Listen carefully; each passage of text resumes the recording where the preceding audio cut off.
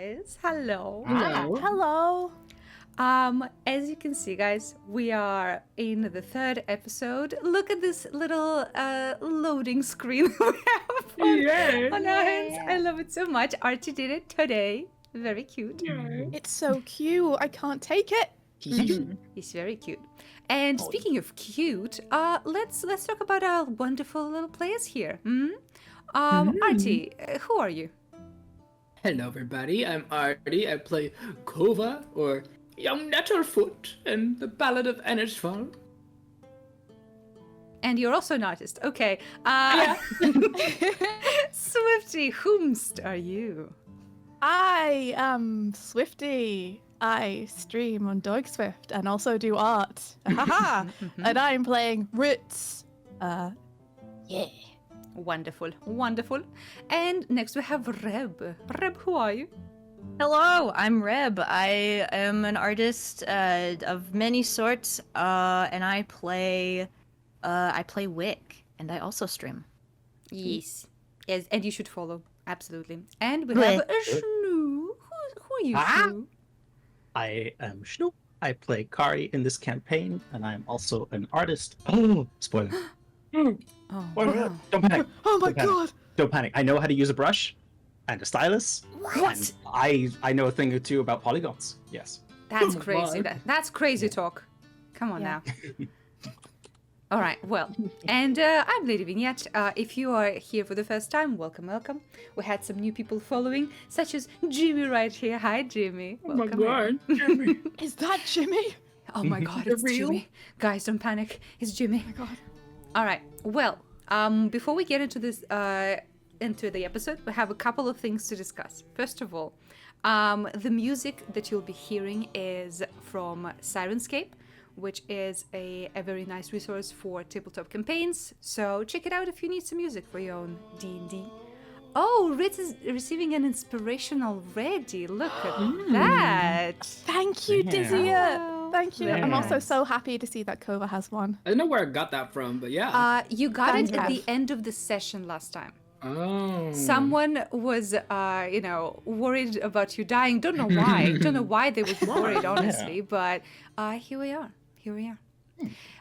And yes, if anyone doesn't know, we have two awesome redeems that we use only in these D&D streams. One is for inspiration for players or the DM.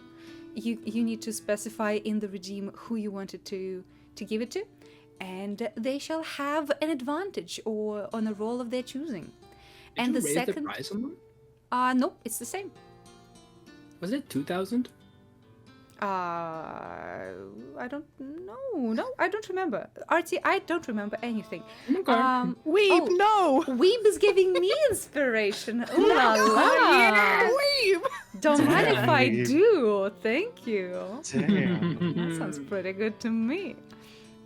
Yes, and the second redeem is for special occasions. If you have enough channel points, you can redeem an NPC, and they will be somewhere in the campaign. Oh la la, very special. Very special. That's amazing. Yes. Also, if you're interested in the ability scores and stuff concerning our players, if you hover over the stream, you will see a little book with a dice. It's an extension that One Explainer made for the channel, and you can click on it and check out the player stats if you want them. Yes, yes, yes. What else? Yes, join our Discord if you want to see all the awesome fan art as it is happening in real time, because we have a bunch of awesome fan art. And Overflowing, guys. There's it so much is of it. indeed. It is indeed. And we have a YouTube channel now where I'm putting out all of the episodes with a little sprinkle of additional art and the D&D briefs and maybe some other stuff pretty soon. Who knows? Who knows? I can't say. I saw that Feywild stuff up there now.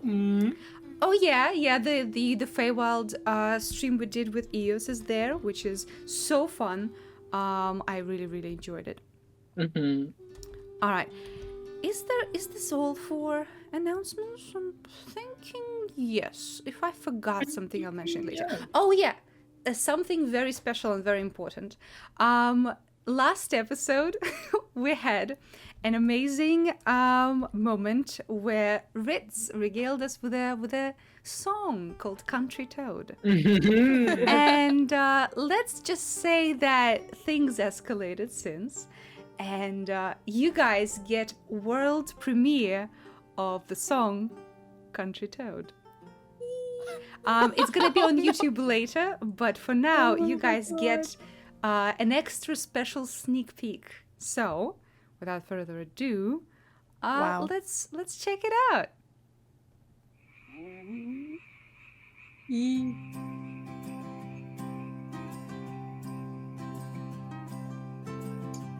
Almost heaven, golden vineyard, interest mountains, Tangle Run River. Life is over, older than the trees, younger than the wetlands, growing like the reeds. Country toad, take me home to the lake where I belong. Golden vineyard, froggy mama, take me home. Country toad, all my memories gather round her. Froggy lady, stranger to blue water. Green and murky, tadpole swimming by. Misty taste of whiskey, teardrop in my eye. Country toad, take me home to the lake where I belong. A golden vineyard, froggy mama, take me home. Country toad, ribbit, ribbit, ribbit, ribbit, ribbit, ribbit, a ribbit, rib, rib, ribby, ribbit, rib, rib, ribbit, ribbit, ribbit, ribbit, ribbit, ribbit, ribbit, ribbit, ribbit, ribbit, ribbit, ribbit, oh ribbit, ribbit, ribbit. Country toad, take me home to the lake where I belong. Golden vineyard, froggy mama, take me home. Country toad, everybody, country toad, take me home to the place where I belong. Golden vineyard, froggy mama, take me home. Country toad, take me home. Country toad, take me home. Country toad.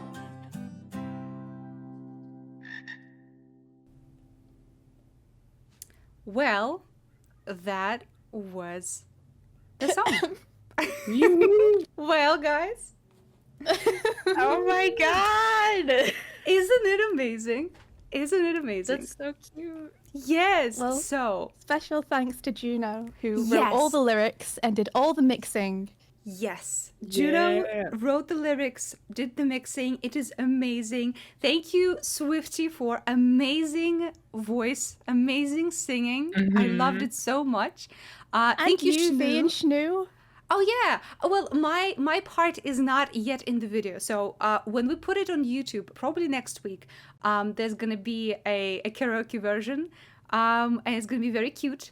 And yeah, Shnu is making the karaoke part of it, and yeah, you guys got a world premiere, and then yeah, check out our YouTube channel when it's out, skis. Yippee!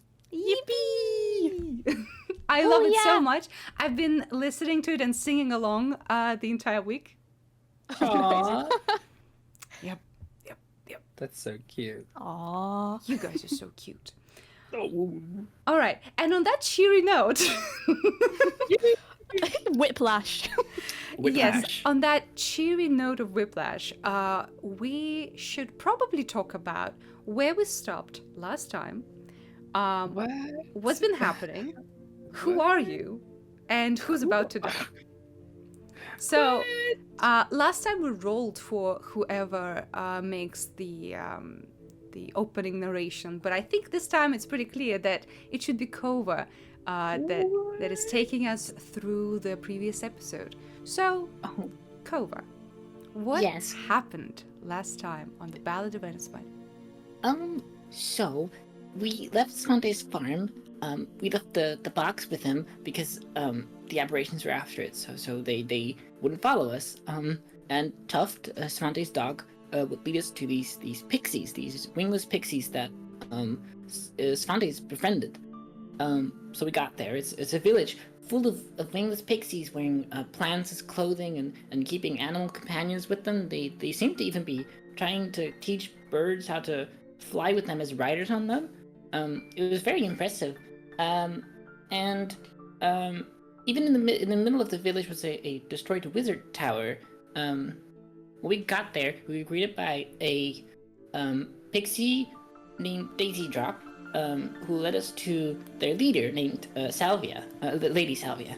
And once there, we explained our situation, and they believed us because we had Tuff with us. And they said that they would help us if we would return a favor for them. We all agreed without any hesitation at all. And in return, she would give us this pink flower bud. She told us that this flower bud was gifted to them by their patron, called the Thistle King. They never had to use it before though, because they're flightless, so they explained that they don't shy away from a fight either, because their fight or flight is all fight. So they gave us this flower and told us that we had to figure out how to use them. There were some revelations and conversation, but it's really not all that important. So we set off to return to Svante's farm. It took us a little bit to get there, and by the time we were there, twilight had already struck, so the ring was kind of gone, or destroyed. But they weren't in the house yet.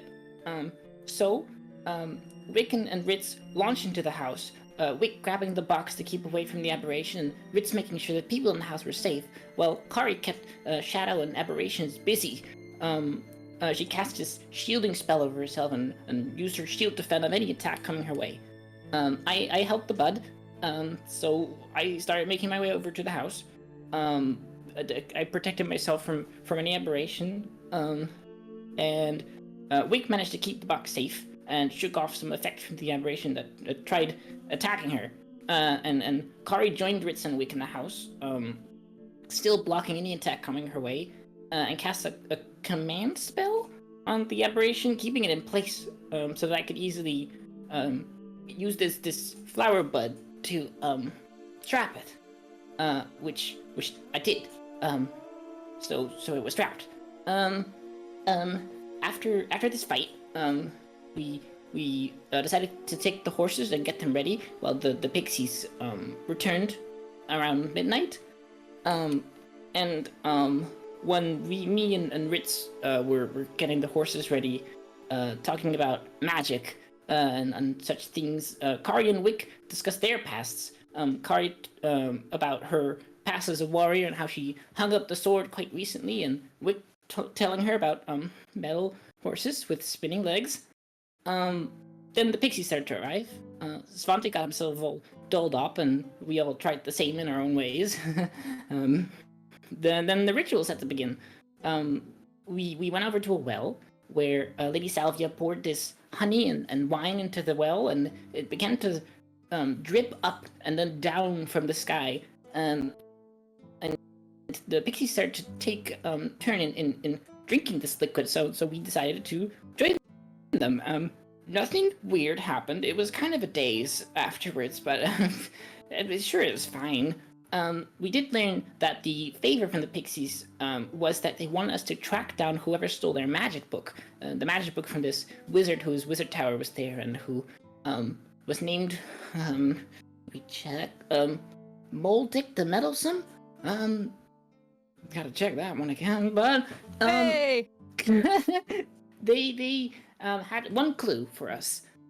This green piece of cloth with AA embroidered on it in this gold thread.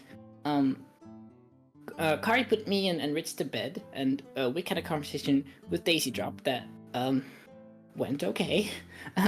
And as we woke up, we had a breakfast made by a very jovial Svante. Learned that I'm a pescatarian and Wig loves eggs. Ritz is still worried about Gunhilda and Greta, and Kari turns out to be great with horses. And after some non-awkward silence between me and Kari, Ritz introduced us to a wonderful Ennersvalian song called Country Toad, that over the course Wig learned to sing with Ritz. And the next day we hear this loud sobbing. We go to check it out, and we know it's caused by this hill giant named Big Boy. Big Boy seems to have lost his fluffy horned pet because 5 people took it from him. So we decided to help him and get it back. Big Boy is left with the cart alongside Manil, and we set off in the forest. On the way, Ritz veers off to check something out as I notice my lantern picking out some undead presents, so I decide to join him because I don't trust it. So then I find out that Ritz can talk to ghosts, and I suddenly can't see them anymore. This doesn't upset me at all. I'm very happy for him that gets to have friendly conversations with these wonderful and nice ghosts. The ghost points us in a direction, the right direction apparently. We found this group of people that Big Boy was talking about. One of them is definitely not a sorcerer. Another man is tied up, who seems to be slashed by something and is going through some sort of transformation. The group carries some emblems of the Crimson Wolf, and some of them are Wood Elf deserters. They seem like they want to feed the pet of Big Boy, which turns out to be a sheep of Cervantes, to this tied-up man. We decide to talk to them, and I go forth to attempt this first, while the rest stays stealthy behind. But it turns out the magic user wasn't very good at tying knots, and I'm not very good at first impressions, which means the canine fellow in the back starts to leap for me. That's about it. Have we got anything else to talk about? I'm sure we could do other stuff, right? Oh, I think this is perfect. Okay.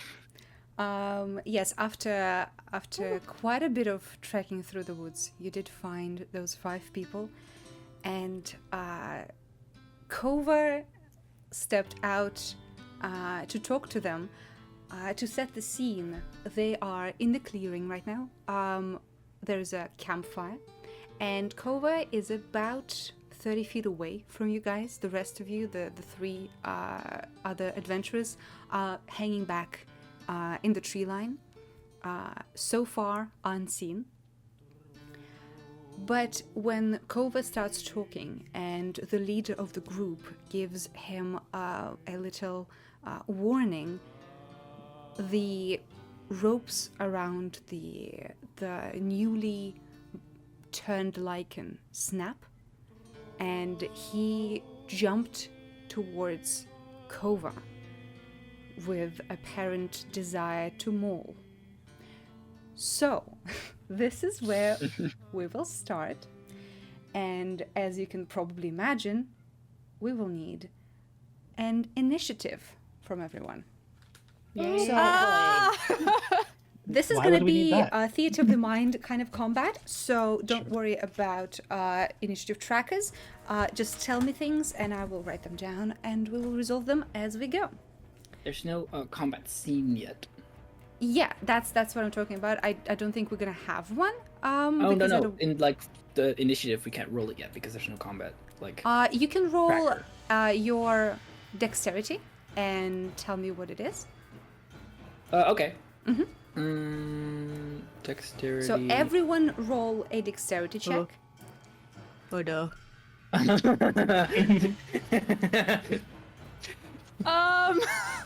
Okay.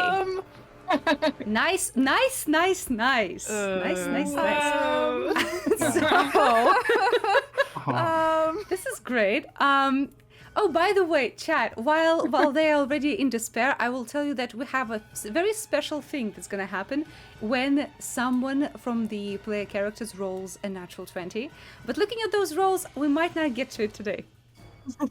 Yeah, Oh, guys, don't you worry, have Doink, inspiration. I did use it. Oh, you used the This is inspiration. with inspiration. Okay, I might use mine as well. okay, do it. Let me know Here when we you guys go. use it so I can take it off your portrait. Okay, Ooh. okay. Okay. That's Okay, much okay, better, okay. Ritz. Okay, so Ritz with a strong 19. Let's see who else. Ooh, oh shit. Well, the werewolf rolled a natural 20. Oh my gosh. That's my first roll of Burning the it day. now. Surely nothing will go wrong. Okay, the rest of their gang rolled a 17. Holy shit. Okay. Then we have Wick. Yeah. Then we have Kari. And then we have Kovah. Okay. So, here's what's gonna happen. The first round of this combat is only between Kovah and the werewolf, because everyone is taken aback and by surprise by what's happening. So, we'll resolve the first round, and then we'll go to everyone else. So, Kovah, the first thing that happens, you see this creature, half human, half beast, lunge towards you through the clearing. The people around you, I will remind you, there are two elves, archers, by the looks of them. There is one woman in robes. She looks like a magic user of some kind. And the leader of the group, this burly-looking man with a long two-handed sword, who bears some resemblance to the newly born werewolf. They are all standing on guard as soon as you are in the clearing. But as that creature lunges towards you, a couple of things happen. The leader of the group takes a step to intercept him. He says, "No!" But then you see Kovah, the woman next to him, grab him by the elbow. And she says something that only you, Kovah, can hear. The rest are way too far. But you can hear her say, "Wait, maybe that's exactly what we need. Let him blow off some steam with a creature like this, and maybe we'll have more time." And you can see Bitch. you can see the leader of the group. His brow furrows, but he stays his hand and doesn't do anything. So the werewolf lunges at you unimpeded. So fun. So oh my god, you won't believe me. No, No, V. You won't believe me, but yes. Is it a nat 20? It's a natural. I rolled 2 natural 20s on this werewolf already. Oh no. Can I use my advantage to disadvantage him? No, that's not how it works. Oh my god. Oh Well, okay. no. Uh-oh. Well, Okay, just so don't roll. Just don't do 16, and I'm so okay here's with the it. deal. For anyone who doesn't know, we use this pretty widespread homebrew rule for critical hits, where a critical hit does maximum amount of damage on the die plus whatever you roll. Okay? So, just so we're all clear, Kovah's HP is 8. Maximum damage I can roll on this die is 10. No. And I will add another d8 on top of that. If I roll high enough, he is dead. No. I need to roll a 5 or lower for him to survive. Okay? Let's try it. No. Okay, I rolled a 3. Okay. Okay. So No, I'm fine, actually. I'm fine. This is fine. the rest of you can see that Kovah immediately goes down under this barreling creature. You can see a spray of blood, and he tears into your friend, and Kovah is pushed into the grass immediately by this creature. This man, he is covered in these patches of gray fur. His teeth are strangely elongated, and he is, with a blind rage and hunger, tearing into Kovah's tiny body. Kovah is unconscious immediately. While he does that, would Hellish Rebuke be possible since it is a reaction when I get hit? I would say yes. Okay. So, as Kovah gets torn to bits, every hit he takes, the same sort of scar / whatever burns into this werewolf as he casts Hellish Rebuke. Reaping what you sow, I guess. All right. Please. What do I need to do, Kovah? You need to make a dexterity saving throw. Lovely. Okay, let's do it. Oh, that's a natural 6. I don't think he's going to Okay. succeed with this one. So that's gonna be 2d10 fire. Lovely. 10 fire damage to him. Oh, that's very good. Okay, so as you guys see, Kovah immediately trampled by this creature, but there's a flash of fire and sunlight just sparking across this werewolf's skin and fur. You see bits of his fur start to burn off, but all it does, it just makes him more angry. Kovah, you are unconscious. On your turn, please roll a death saving throw. Okay, that's just a normal d20. I'm gonna roll with the venom. Come on, Artie. Okay, 17. Okay, you're rolling with advantage? Yes, Why? because I Okay. can. Okay, no problem. No, I'm just checking that you know your stuff. Okay. Lady So- V's trying to murder you, dude. Yeah, inspiration. I would really- never. I would never. Okay. No, Dark Soul So- gave me an inspiration. I'm using that. Okay. So here's the next thing is gonna happen. The gang around Kovah watches in horror, and then they see the werewolf's head snap towards the forest. He is not in the state where he understands what to do as much as he wants. He's just gonna attack the closest threat, and with his superior hearing and smell, he knows exactly where the three of you are. I'm gonna roll it. Actually, chat, roll me a d3, and we're gonna see who will be attacked next: Ritz, Wick, or Kari. Bring it on. Come on, come on, come on. Bring it on. Okay, it's Kari. Thank you, Pilky. Yippee! Oh no. So, Oh, that's good. That's as good. you watch in horror, as this like literally in 2 seconds, Kovah is a bloody pile of rags on the grass. This werewolf's head snaps towards you, and in 2 giant leaps, he's on top of Kari. He's gonna do his attack. Okay, that's a 17. 17. Does it hit? It is my AC. So that does hit. That's gonna be an attack. Okay, 7 damage.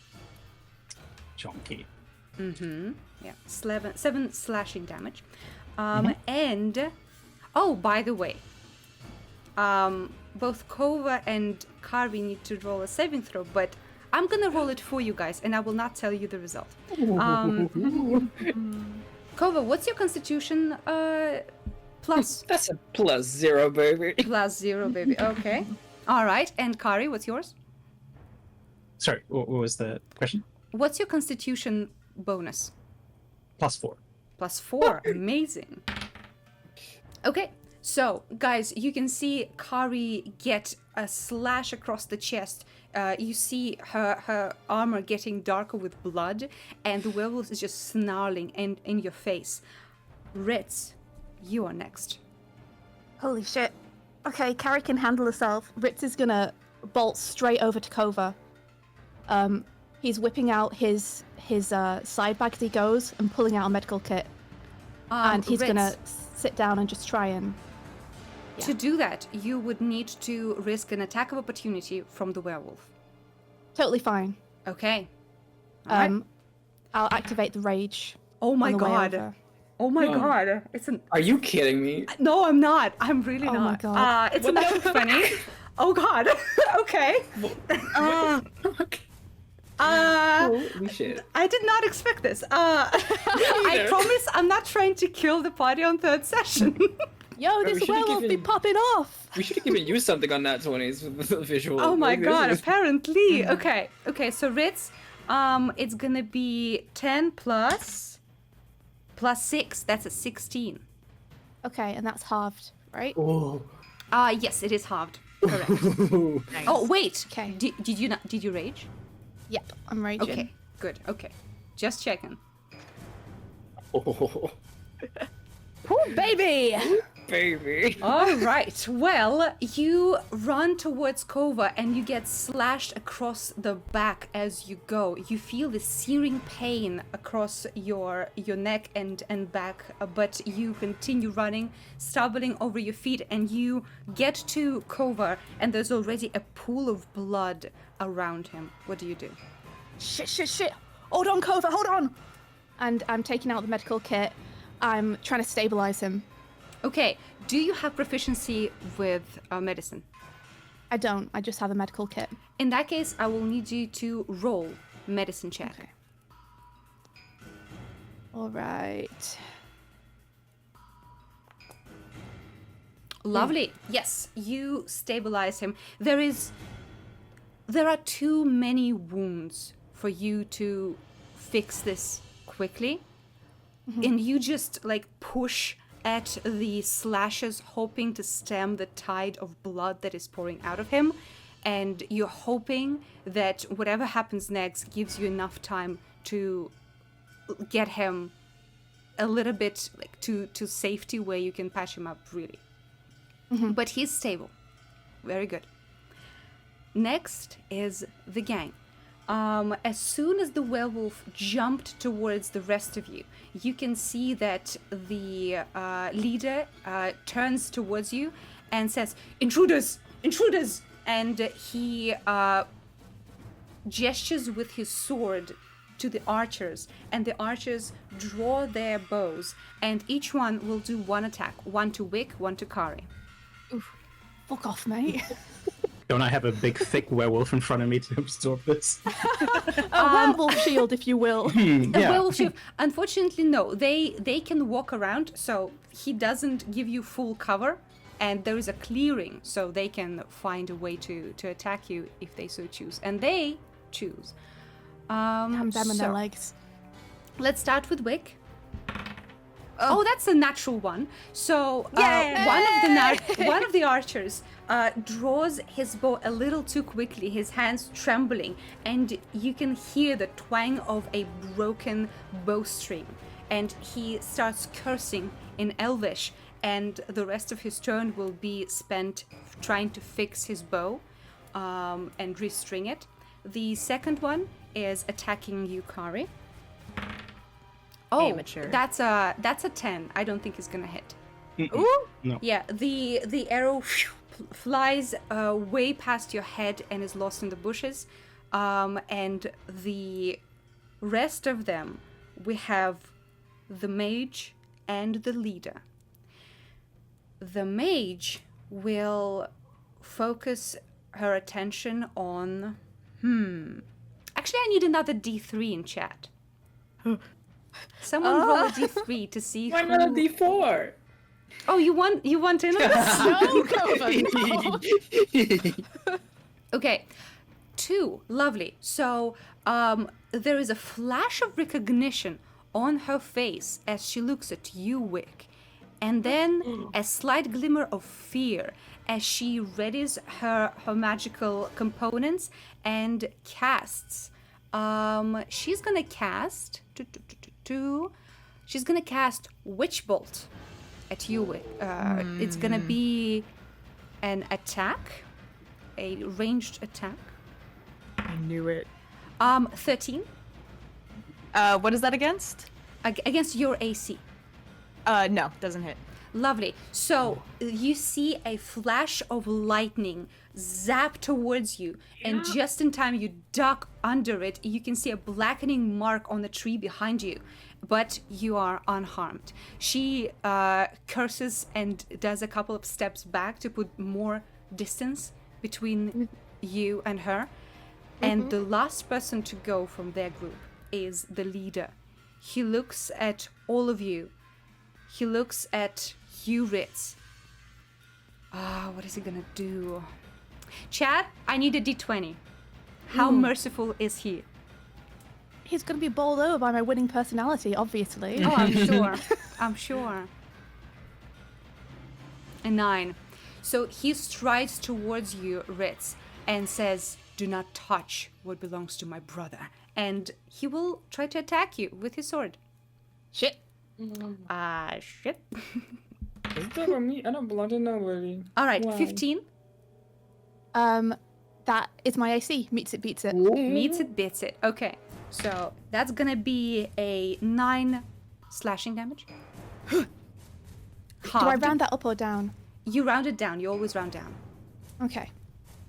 All right. The rest of you see that Ritz, who's kneeling next to Kovah, automatically covers Kovah with his body and gets a slash on the back of his shoulder for it. Ritz, you feel more blood pooling around you, but this time it's not Kovah's, it's yours. Wick, Fucker. it's your turn. Yeah. Wick is was thinking of a plan. Do I see who just tried to shoot me with the bolt of lightning? Oh yes, she's about 40 feet away from you. Is she how tall is she? She's pretty average, pretty thin-looking human woman. Her Okay. hair is kind of like chin length, a little bit wavy, and a little bit like reddish brown. She looks tired but aware. Okay. Wick is going to I had a plan and then I got scared. Well, come on. Is the werewolf still just on our ass? Oh in yes, the he's clearing? right next to you, so all of your ranged attacks will be with a disadvantage. Gotcha.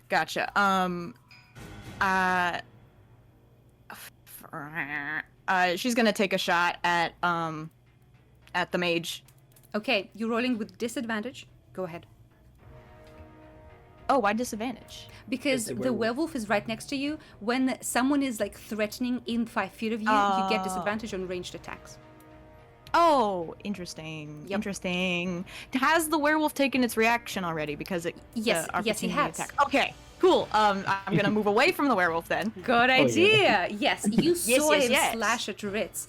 Are you moving back towards the trees or forward towards the group? Probably more forward towards the group, but still hugging the tree line a little bit. Okay. So we'll say you move like 15 feet closer to them. Yeah. Not in melee range, but close enough to see what's happening. Do you shootin' and tootin'? I'm gonna yell, "Back off!" and I'm gonna take a shot at the mage. Awesome. Bonk. Attack. Yes. Normal. 11.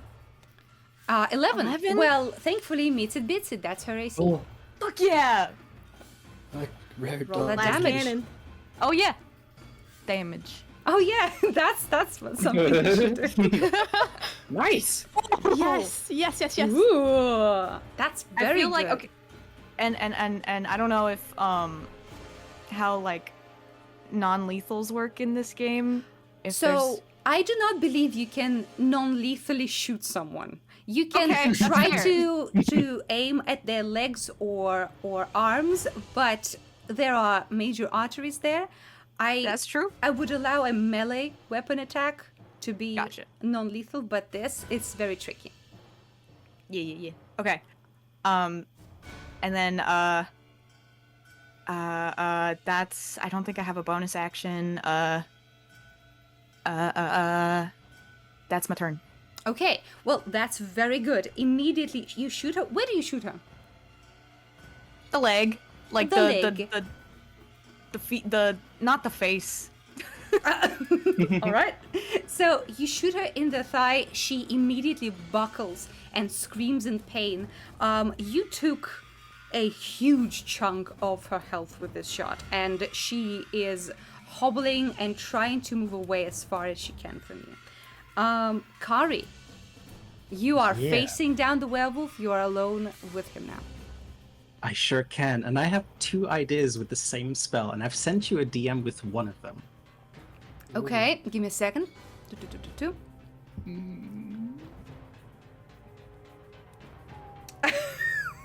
So I'm pretty sure the commands that you can give are pretty limited, right? So it can be They are open.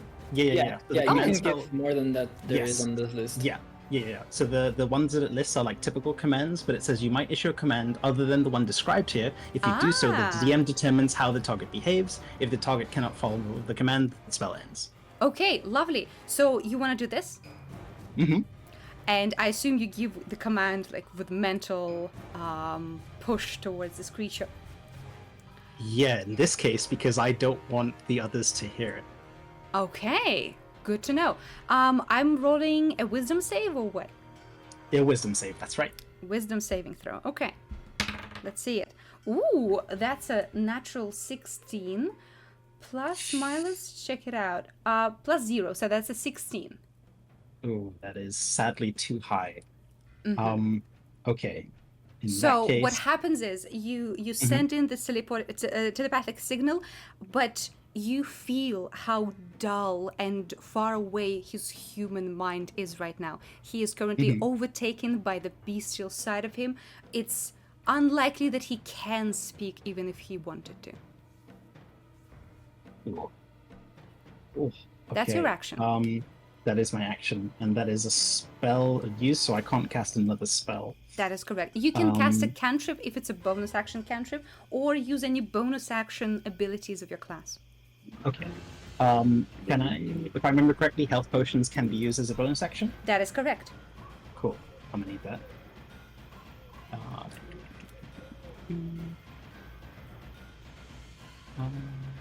That is all. Do you want to move away? No, I wanna still keep close quarters to this so the others can move away. All right, so that's your action and bonus action. Next up, Kovah. You are unconscious, but you are stable. You're not rolling any saving throws. You're good. The werewolf. Oh, 20 though. The werewolf is attacking. Kari, he will stay right there and attack you. Sure. I don't believe. I'm just gonna use the health potion as a 2d4 plus 2. Is that correct? Yes, that is correct. Oh, and another thing for chat to know, when we also have another homebrew rule where you can drink a health potion with an action, and that will give you the maximum amount of that potion. So you are currently sacrificing speed for some HP. So I don't think he's gonna hit you with a 16. Nope, it's not enough. Thank you. Yeah. So he slashes at you again, but he is way too enraged, and you, with your veteran experience in fighting, know how to use that to your advantage. You weave and move around him, and he can't touch you. Ritz. Perfect. Whew, okay. Ritz is gonna stumble to his feet, and as he does, he grabs some dirt and throws it across the guy's eyes, and Okay. follows up with the railing spike to try and smack him across the face with it. Amazing. Give me an attack. Okay, let's go.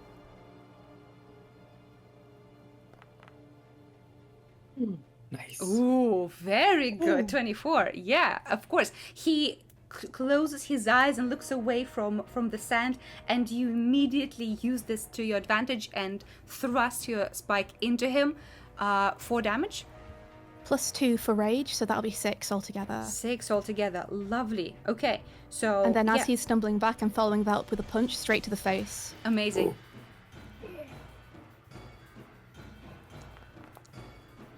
Nice. Nice. Nice. Oh, yeah. Yeah, amazing hits. So that doesn't get the rage bonus, I don't think. So that's a straight 4. Straight Isn't 4. it? That's very good though. That's, Wait, it would be. Hmm? Yeah, it's 1 + 3. That's right. Doesn't Okay. it get the rage bonus though? I think it's only for melee weapon attacks. Ah, I see. Well, you still did 10 damage, which is quite interestingly. All of the people that you attacked so far are at 10 damage each. Isn't that curious? Whoa. The that's so leader, the bad. werewolf, and the mage. So, the leader did not expect this tiny, compared to him, scrappy-looking teenager to attack with such ferocity, and he pays for it dearly. You can see him almost doubling down towards his midsection, grabbing at his side where there's a blooming spot of blood under his armor now. Amazing turn, Ritz. Do you want to move, or are you staying here? No, Ritz is standing over Kovah and he's audibly growling. Amazing. The gang is next. He will retaliate. He says, "You little," and he attacks. Oof, I don't think he's gonna attack much. 11. Awesome, he blocks it with his railing spike. Yeah, you easily block his attack. It is full of rage and not really full of technique, and you are unharmed. The archers will attack. The one whose previous string snapped, I'm gonna give him a disadvantage because he is still struggling with his bow. He's gonna attack Kari. Ooh, the first roll was so good. Okay, that's a 16. I don't believe it hits Kari. Because I think her AC is 17. And the second one will hit you, Wick. Oh, Ooh, that's a natural 16. I'm sure it hits, yes? Oh. that hits. That does hit. Okay, in that case, let's check out his abilities. Abilities, yes. no. So, longbow, yeah, it's a 1d8. Ka-chow. Ooh, that's pretty good. 8 piercing damage. Ooh, okay. Yeah. The older one of these two elves sends an arrow your way, and it embeds into your left shoulder, and you flinch a little, but you're still on your feet. The mage.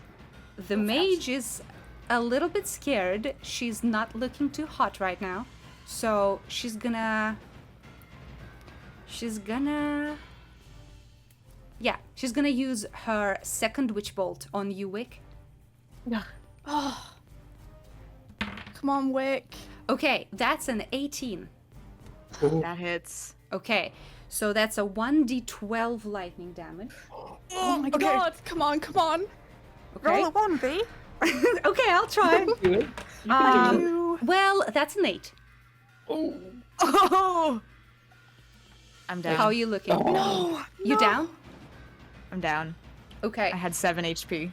Okay, so the rest of you see this woman clutching her thigh, moving away from Wick as if she saw a ghost. She summons all of the magical power she has, and with one thrust sends a bolt of lightning towards Wick. Wick is seized by electricity and falls onto the grass. And the woman will use the rest of her movement to go towards the tree line. She cannot hide yet, but you can see she is trying to retreat. With that, Wick, it is your turn. Roll a death saving throw, please. I want to say, out of character, my first D&D character did die from getting hit by a witch bolt, and then having to roll death saves immediately next, and roll the natural 1. So I'm manifesting that doesn't happen. Oh god. Okay, let's so do fine. it. This is so fine. Real. Hey, if anyone wants to give Wick inspiration, they could. I'm just saying. Yeah, just really take your time before you I'm roll. gonna click the button, and I'm gonna roll it. Uh-huh. Okay, well, it's 11. Okay. Okay. Okay, that is very good. And Pilky did redeem an inspiration for you, Wick. Thank you, thank you. Thank you, Pilky. And see. Wintry redeemed Also- one too. So one person I can't should have one two. still too, by the way. Oh, you do? Yeah. Okay, sweet. Yeah. 1 second. So we'll have one for Wick. Whoa, shit, that's not it. One for Wick, one for Kovah, and Wintry. We're gonna shuffle yours to someone else. Kari or Ritz? Let me know. All right. Give it to So Carrie. Wick- Give it to Carrie. Wick, that is a success. You are currently not bleeding out to death. But next up is Kari. You're muted.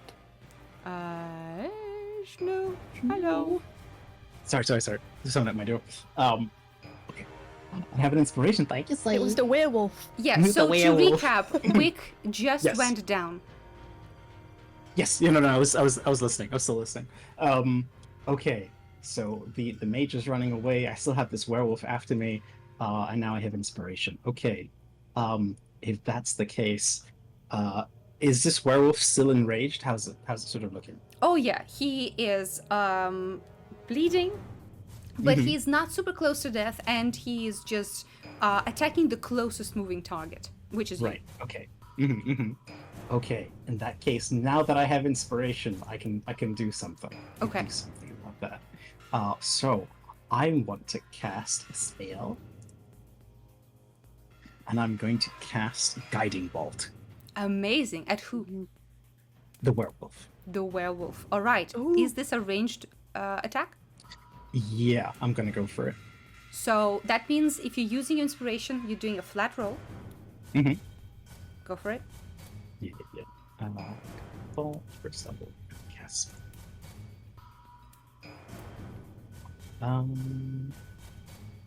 I'll just roll the d20 and then Yep. d20 plus. I think my modifier is 6. Let me just check. Yes, 6.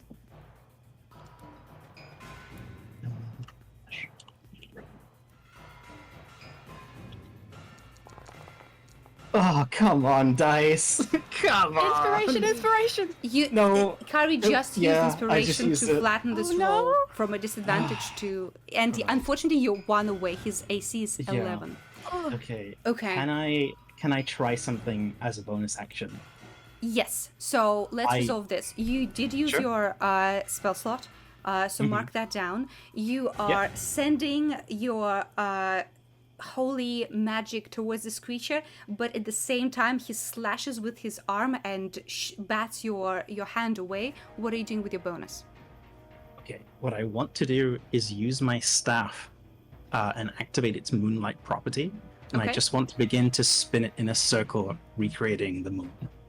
Ooh, I love that. I love that. Okay, so you So will cool. have an inspiration for the next turn if you so choose, because Draco did redeem it for you. But yeah, for now, that is all for Kari. Next, Kovah, still unconscious. Just so everyone knows, only 2 party members are active right now. Math is not in your favor. Do something about that if you can. The werewolf is next. He's gonna attack you, Kari. Okay. Plus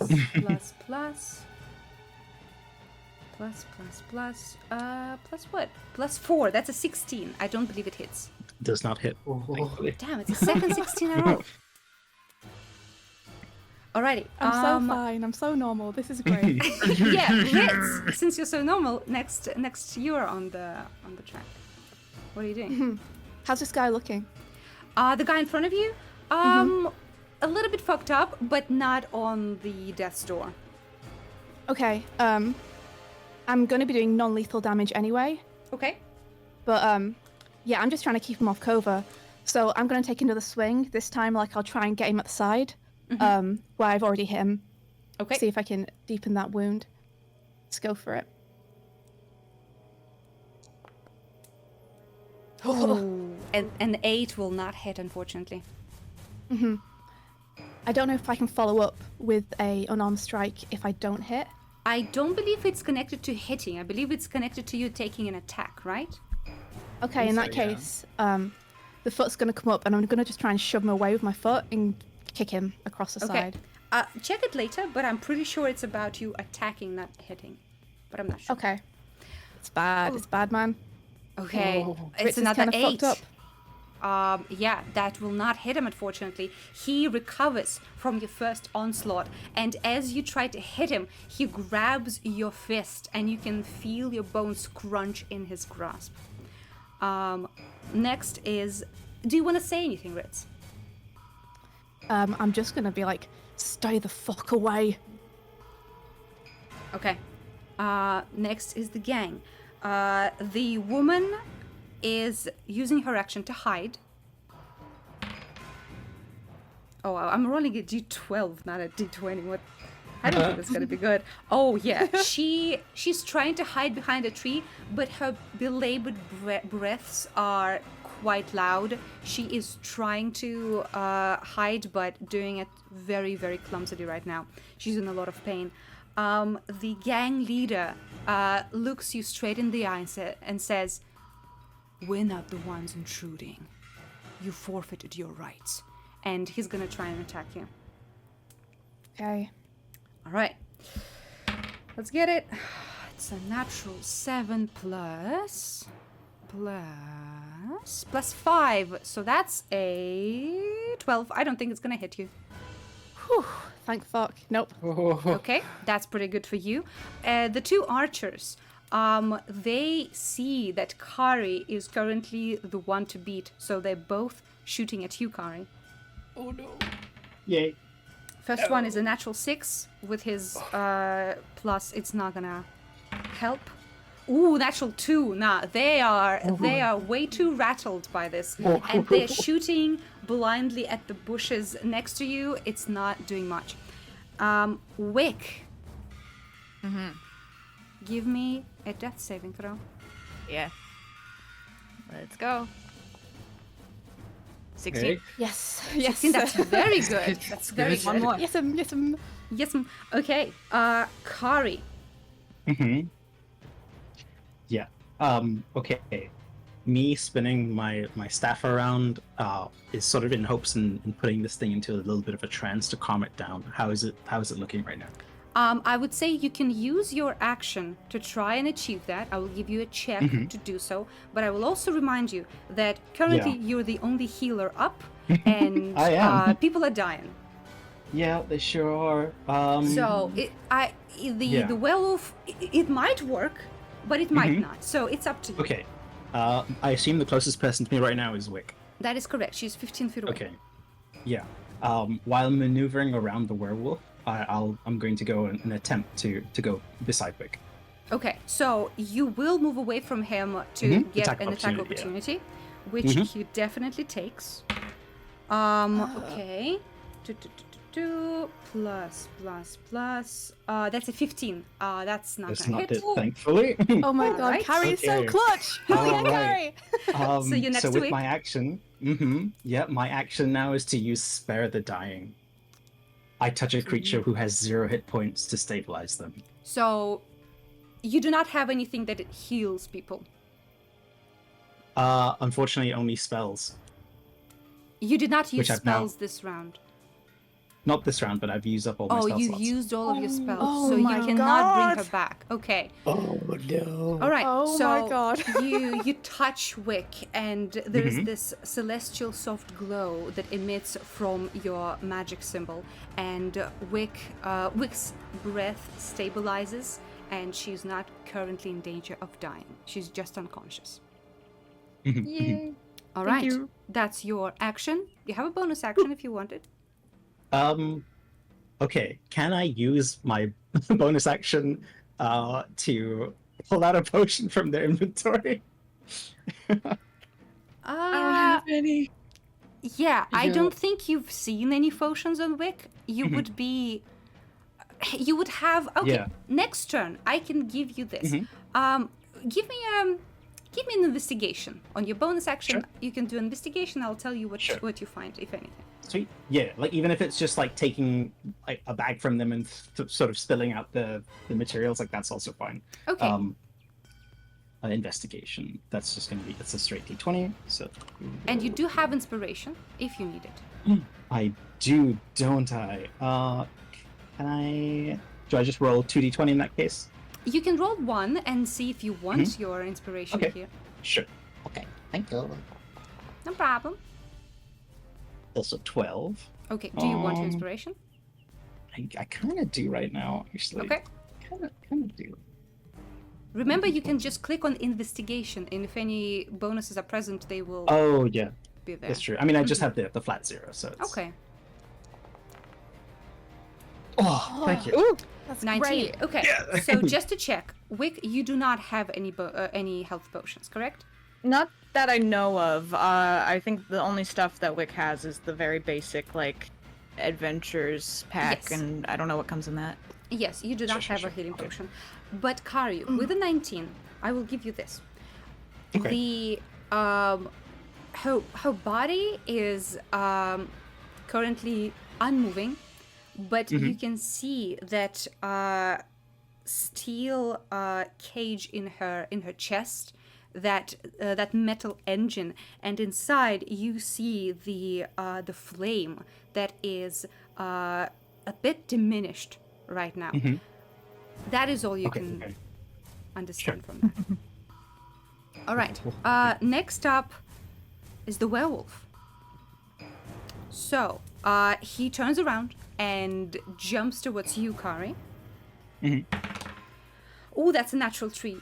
He's not hitting anything with these. He rolled his natural 20s in the beginning, and he said, Yeah. "Well, job's done." Well, hold on. I do have inspiration given to this werewolf specifically. I'm gonna re-roll it.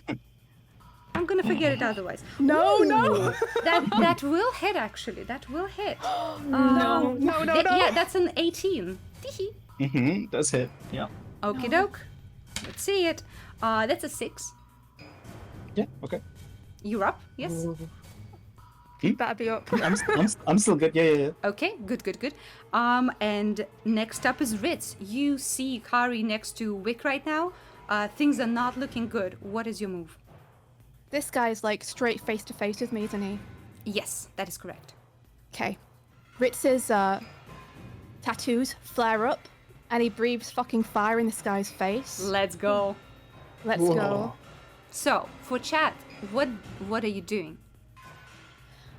It's literally like flames start licking around his tattoos, and they travel up his neck and towards his face, and then he just like lets loose this roar of just flames straight into the guy's face. Yes, and mechanically, this is what? It's produce flame. It's produce flame. Is this a ranged attack? It is. It is a ranged attack. That and is it's- with a disadvantage. You because did get you're it. so You got close. inspiration, I right? did get inspiration. I just did a flat roll, and it was like a 6, though. Oh, So Yeah, that's not gonna hit. You know. then. Oh So- no. I'll take the L. You know. Yeah. So, Kari, you are the only one that can see this right now. Ritz's tattoos glow, and his neck starts looking white hot with flame, and he opens his mouth to roar, and this leader of this group grabs him by the throat and picks him up off the ground. Ritz coughs, and there's sparks leaving his mouth, but that is all. Ritz, any bonus actions? Let's see. I think he's just gonna fucking struggle, man. He's just gonna kick out as much as he can, try and catch a guy's face. Okay. I don't know if that's something I can do mechanically or just flavor, but he is like a feral animal right now. Yeah, that's very good. Yeah, so the gang. So this guy really likes your spunk. So I'm gonna give chat another d20 roll to choose what he's doing next. So chat, someone roll a d20, and this will determine what the man does. 11. Okay, that's enough. So as he looks at you in his grasp, he kind of turns his head to the side a little bit and says, "You're scrappy and weak, but I like your spirit." And he unclenches his hand.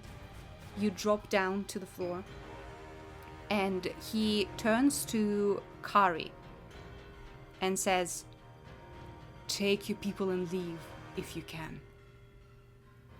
And he looks at the werewolf and he puts his sword away, but puts his hands forward as if he's gonna try and grapple the werewolf. Holy shit. All right, that is his turn. The archers behind him are unsure what to do, so they're training their bows on you, Kari, but not shooting yet. The mage. Let's see how cowardly she's feeling right now. Oh, very cowardly. Yeah, you guys can hear some rustling in the bushes. She does not show her face. And Wick, you are stable. Kari, it's your turn. Okay. Having seen the leader do this, I want to add to the distraction, and I'm looking at thaumaturgy, and it's talking about making sounds, although it doesn't. I wonder if you'll allow me this, if I can use thaumaturgy to create the sound, because it gives me the options for thunder, cries of ravens, and ominous whispers. Could I use it to make a howl of a wolf? Ooh, I'd say yes. Why not? Thank you. Give me your choice, either performance or nature check. Ooh, perfect. I think. Oh, I thought I had nature. I don't. That is very strange for you. Mm-hmm. Do you have animal handling? Animal handling. I do. Yes, that's. You fine. do? Okay, Yes. in that case, roll animal handling. That is close enough. Thank you. That's a 14. 14. Okay, I'm gonna roll for him. He's gonna do a wisdom saving throw against this. Oh, that's a natural 2.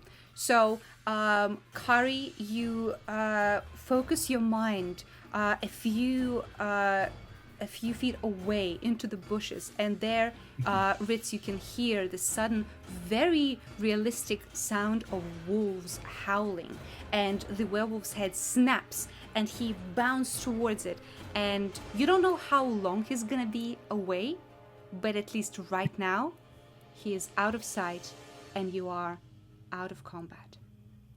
Oh, Can it be in the direction of the mage? Sure.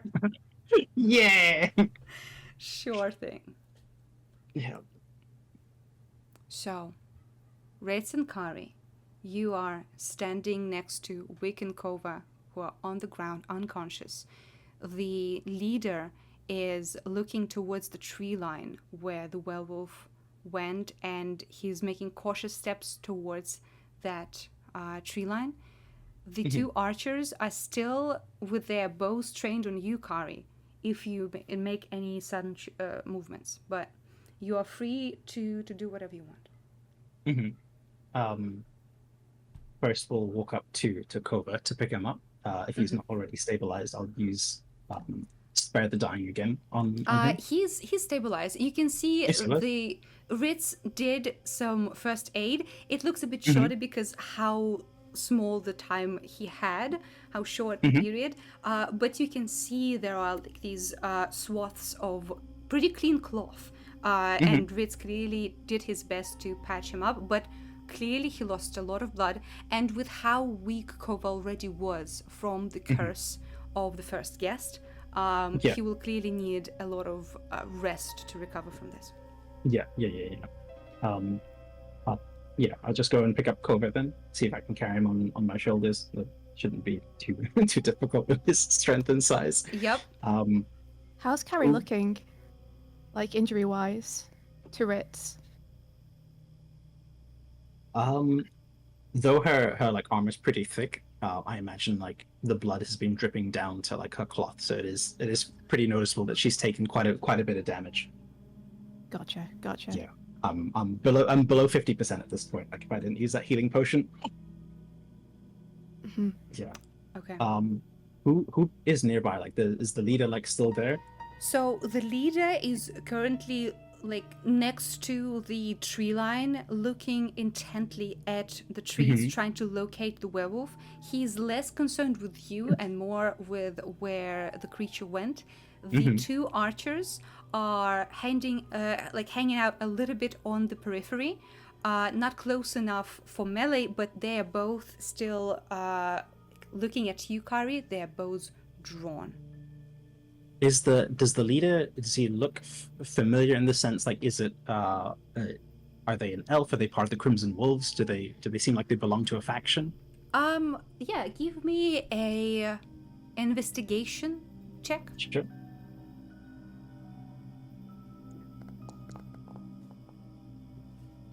An 8. Oh. So he looks like a soldier. Mm-hmm. That is all you Okay, can muster with, sure. with an 8. What I'll do there then is just leave with a final word. You should have acted faster. People could have died because of this, and we could have saved what appears to be your brother.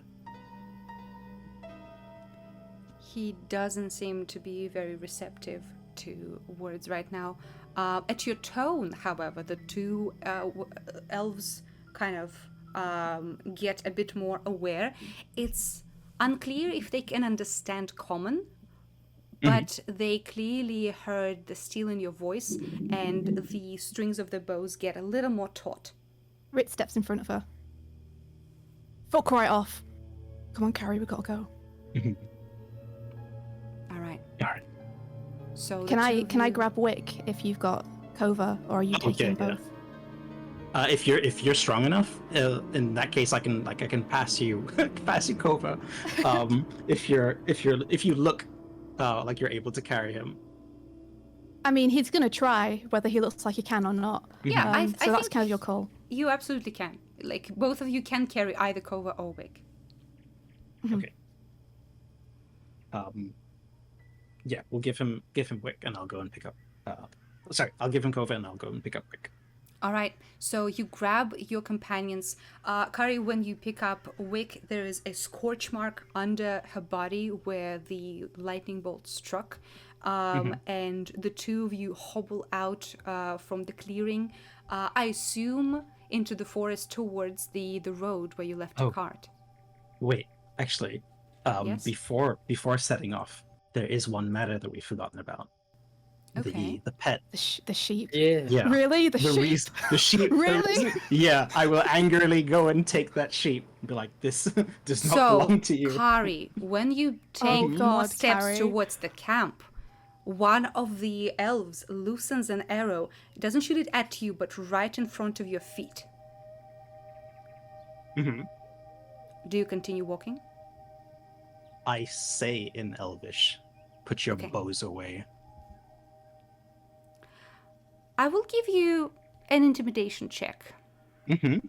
You can use strength for that. Sure. Cool. So I'll just use strength. Do you have roll. intimidation as one of your skills? And look at that! Let's go. Amazing! Hell yeah. So, as your voice booms through the clearing, the elf looks taken aback. He clearly did not expect you to know his language. And he looks at the other elf that is older than him. And the other one who did not loosen an arrow looks towards his companion and just gives him a little nod. And the younger elf steps aside and lets you take the sheep. Ritz's like jaw drops at the pure mom energy that this has. Amazing. So, as you two start leaving, the leader, you hear him shout towards the elves something in Elvish. And Kari, Ritz, you don't know Elvish, right? No. No, but Only Kari, like a few words, not yeah, enough. Kari, you hear the leader in pretty broken, rudimentary Elvish say, "He's somewhere out there. Help me find him." And they spare you a last glance and dash towards the trees, trying to find the werewolf. Sweet. All right. So the two of you start a pretty slow trek back. The I think sheep. before we get there, we'd probably want to stop somewhere just along the way, like in a clearing or something, to check on these two. Oh, absolutely. You don't have to go straight there, but I assume you're taking some distance between you and that place. Yeah. Kari, no, not Kari, Kovah and Wick, give me a d4, please. Yeah, I rolled a 1 on it. Okay, that's pretty good. Oh, it's good. That's great. Yeah, Yeah, it's that's the pretty amount of time, I believe. Slash roll Typing. 1d4. Oh, No, not Kari, Wick. 4 as well. sorry. Okay, so yeah, Wick is still out of it, but as you are walking, in the first hour of your trek back, you're clearly not really in a rush. You're trying to find a good safe space to sit down and breathe. Is there anything, Ritz and Kari, you want to talk about? I mean, yeah, Ritz would be like super, just like fuck. Do you think? Are they gonna be all right? These two will be fine. We just need to get back as soon as possible. But we need to be wary. It seems there might be another werewolf. Another werewolf. Another. Oh, fucking great. Great, perfect. No, that's great, that is. I can't believe you got the sheep. We came all this way. I'm not leaving without this thing. I mean, It bleeds a little towards you. Meh. Meh. it's pretty cute, I guess. Yeah. Well, big boy will be happy. Better be. Yeah. Although- We should try and patch ourselves up too before we get back. We don't want Greta to see us like this. No. How are you feeling? I'm fine. How are you? You look like you took a few blows back there. Yeah, more than a few. You went toe to toe with a werewolf. That was badass. It's not the first time I've been face to face with a big hairy monster. What? You got to tell me about that. My uncle Werewolf? loves that story. Well, tell me. It was a yeti. A yeti? Yeah. I only ever heard of them. They're like in the mountains, right? That's right. How big was it?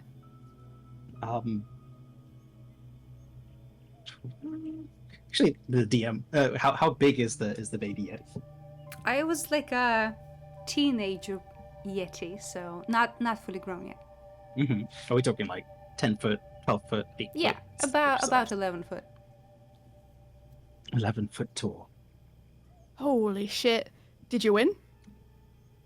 Yes. We're friends now. Of course you are. You always surprise me, Carrie. That's what I like about you. Right. Well, before I tell you more of this yeti, we should get these two back. I think there's a clearing over there. Yeah. All right, so you two find a relatively safe spot about an hour away from the camp, and as you start putting Kovah and Wick down gently, you see that Kovah opens his eyes, his face like half covered in blood, but he blearily looks up at you. Kovah, mate, you alright? Oh, by the light. What? Oh gosh.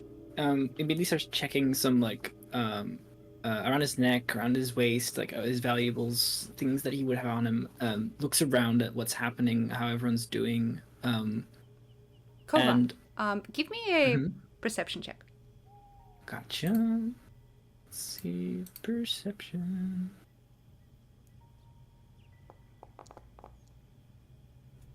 Uh, 23. 23. Okay. So you check over your valuables. Everything seems to be in place. But one thing you notice as you pat down your pockets, one of the pocket crunches up a little bit, and you fish out a dried out husk of a dragonfly. Oh. Pockets it back. Okay.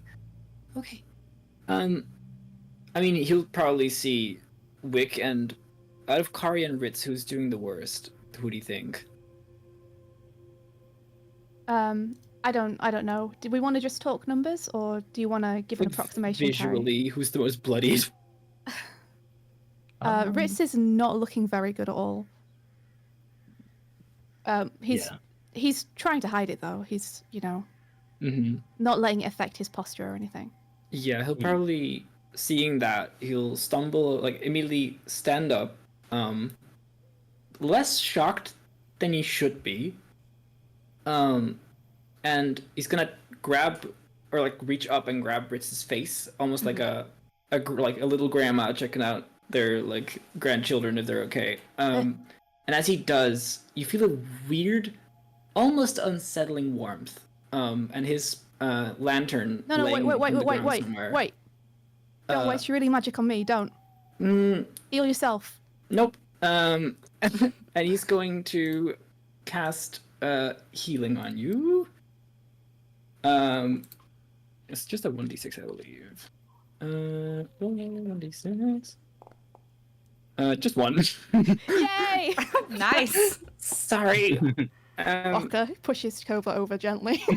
And we'll crawl over to Wick, and take her hat off for a second, and grab her face again, and do the same thing. There's a bit of static electricity as you touch her, but you push your magic into her. 3 healing to you, Wick, and you open your eyes. Osby! Nope. And she sits. She sits up. Oh, the fuck. Well, Wick, you okay? yeah. Thanks. What happened? I'm really sorry, guys. Shit, Kovah, it weren't your fault. I mean, they seem kind of mad at me. Yeah, but that wasn't because of you. That thing was a fucking werewolf, man. Yeah. Like, we're lucky we made it out alive. Perhaps let's not send the little one to approach a group of soldiers. How about we don't do that again? Ritz, like, just hangs his head and looks miserable and doesn't say anything. This was a trial. Before it came at me, I heard them speak. The lady, she stopped this other guy from interfering. She said this might have been what he needed. Is this some sort of ritual? This is normal, right?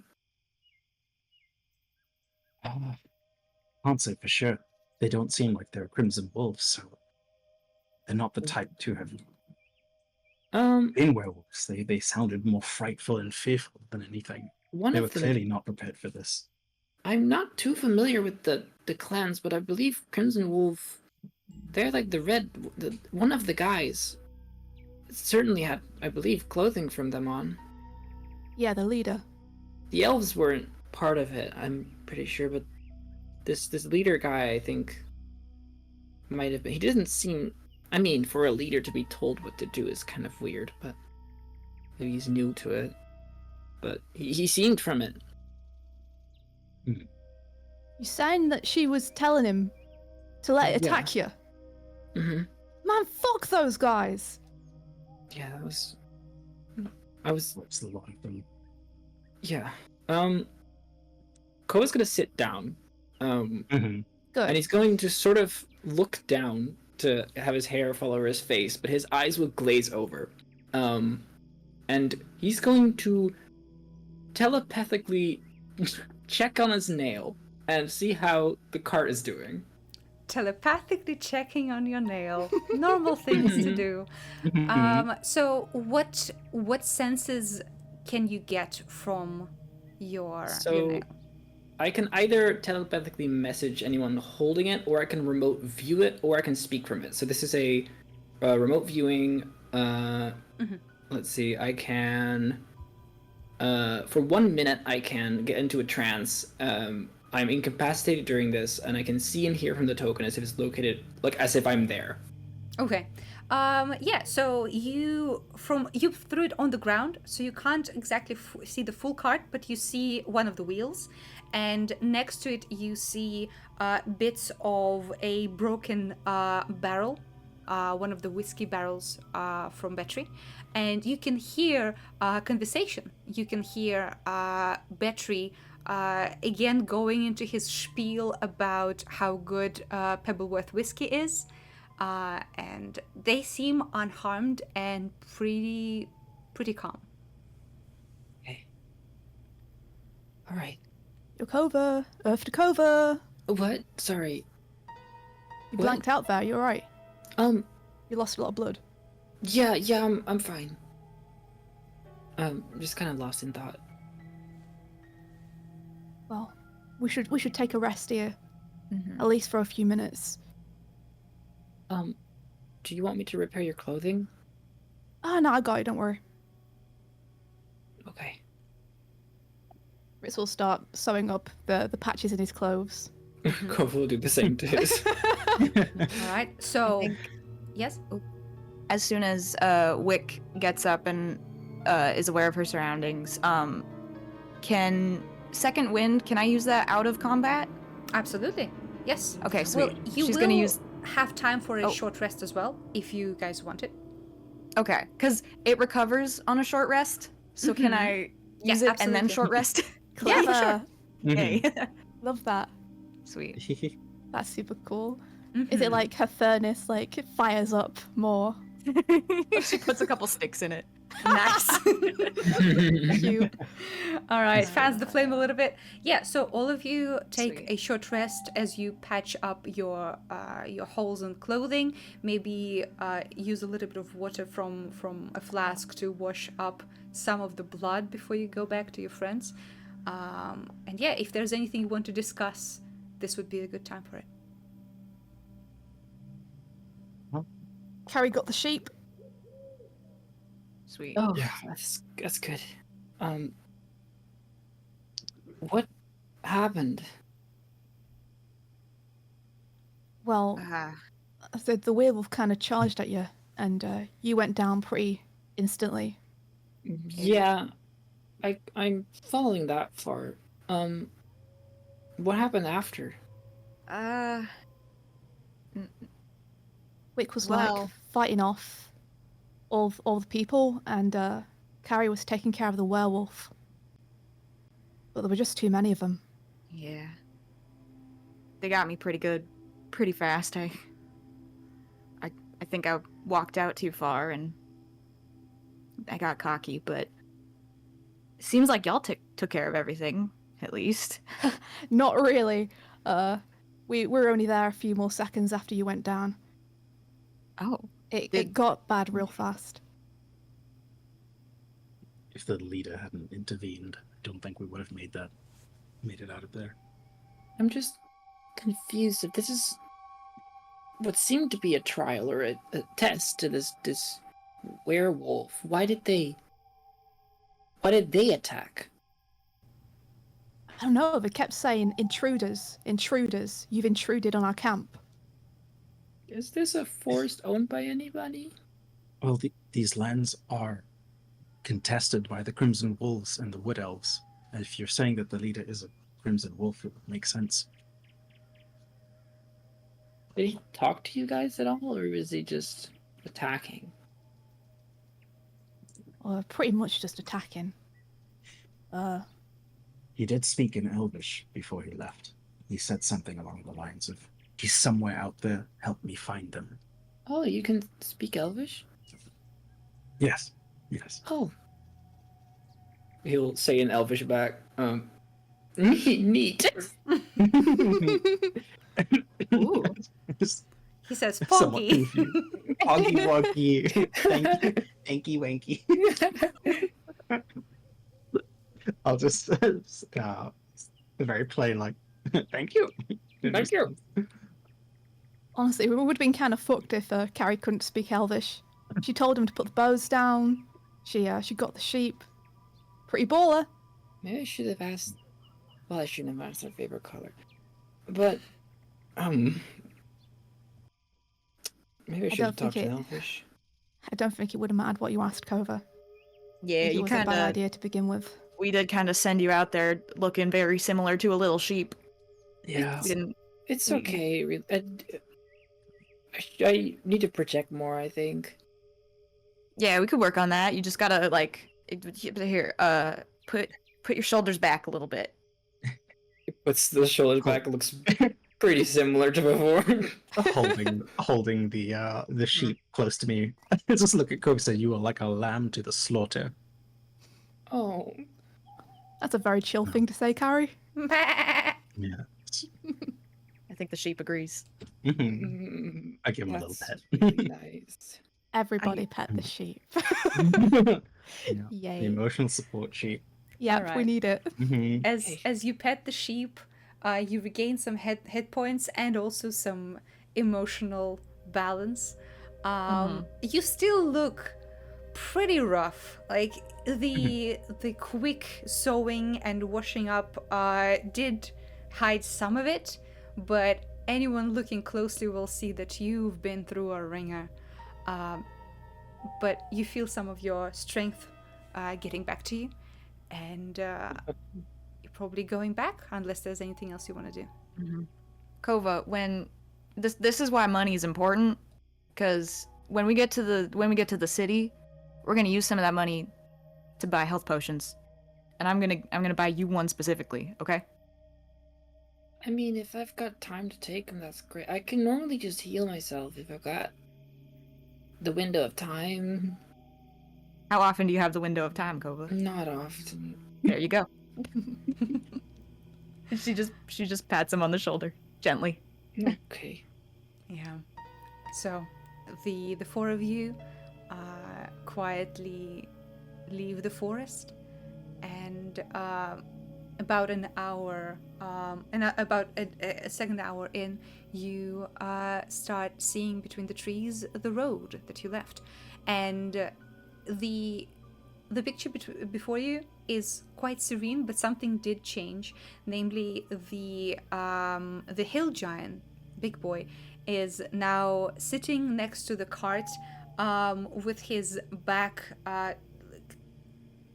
leaning towards like one of the trees, and around him you can see 3 empty and broken barrels. He has a 4th one in his grasp like a mug, and Betry is clutching the side of the cart. His fingers are bone white, almost numb from the tension, as he's looking at a Big Boy with horror on his face, because Big Boy is downing the expensive whiskey like it's water. And as soon as Betry hears the rustling of leaves, he jumps up and says, oh, thank the waves. Oh, come back here, please. Oh, we need to go. Kovah's posture immediately straightens, and he'll just bound over to Big Boy and go, Oh, hello. Hi, we're back. Hi. We got your sheep. Oh, your pet, your fluffy horned. Hello, little one. And he grabs both you. Who has the sheep? I've still got the sheep. Yeah, so he, with one hand, he grabs Kovah, with another, he grabs you, Kari, picking up both of you and putting you close to his quite wet and sticky from whiskey chest, as he gives you a hug and says, Fluffy, I missed you, and gives smooches towards anything he can reach. Both of you get in the spray, but he's happily doting over the sheep. oh. Kind of My name nudge is Wick. Kari, not Fluffy. Nudge Wick. I'm like, do you think he's old enough to drink? Wick says, listen, as long as he's drinking Betry's stock, I don't care. He raises his eyebrow at you. Hey. Gunhilder actually looks at you, Wick, and says, "You don't look very good. Are you all right?" Oh, yeah, and she kind of rubs like the soot off of her face, and yeah, we had a bit of tussle. I think I tripped and ate shit in some dirt or something. But yeah. Diarrhea. Am I still in Big Boy's arms? Yes. I'll just sort of like exhale, like they're all doing awfully. They're all in bad condition. I'm fine. Yeah, Betry, we're all right. Betry pops up and says, "Well, that means we need to go right as soon as we can. We need to reach the city. Get all of you looked at by a professional, and hopefully I'll have at least some of my whiskey by the time we get there. Yes." Big boy, will you be okay on your own? Big Boy looks at you and says, "I'm not on my own. I have Fluffy." That's right. Well, there be are, careful. There are wolves in these woods, though, so you might want to go in the other direction when we leave. Or punch him really hard. Or that. All right. Do you want me to go with you? And if you want, I don't want to get you away from your home. I don't really know where you live. I live in the hills that way. And he points east. Oh, well, you should go to the hills then. We'll be fine. We're going to a city. I don't know. Have you ever been to a city? No, people hate Big Boy. Oh, Well, they're stupid, Big Boy. Don't worry yeah, about that's it. too bad. Pats his leg. Oh, thank you. We don't take you, Bjorn. Well, he's gonna take out a little trinket out of his backpack. Mhm. He takes this flag with a bunch of we would recognize it as Galadian gods on there. Ooh. And he ties it around his wrist from Big Boy, kind of like a armband. Mhm. Well, there you go.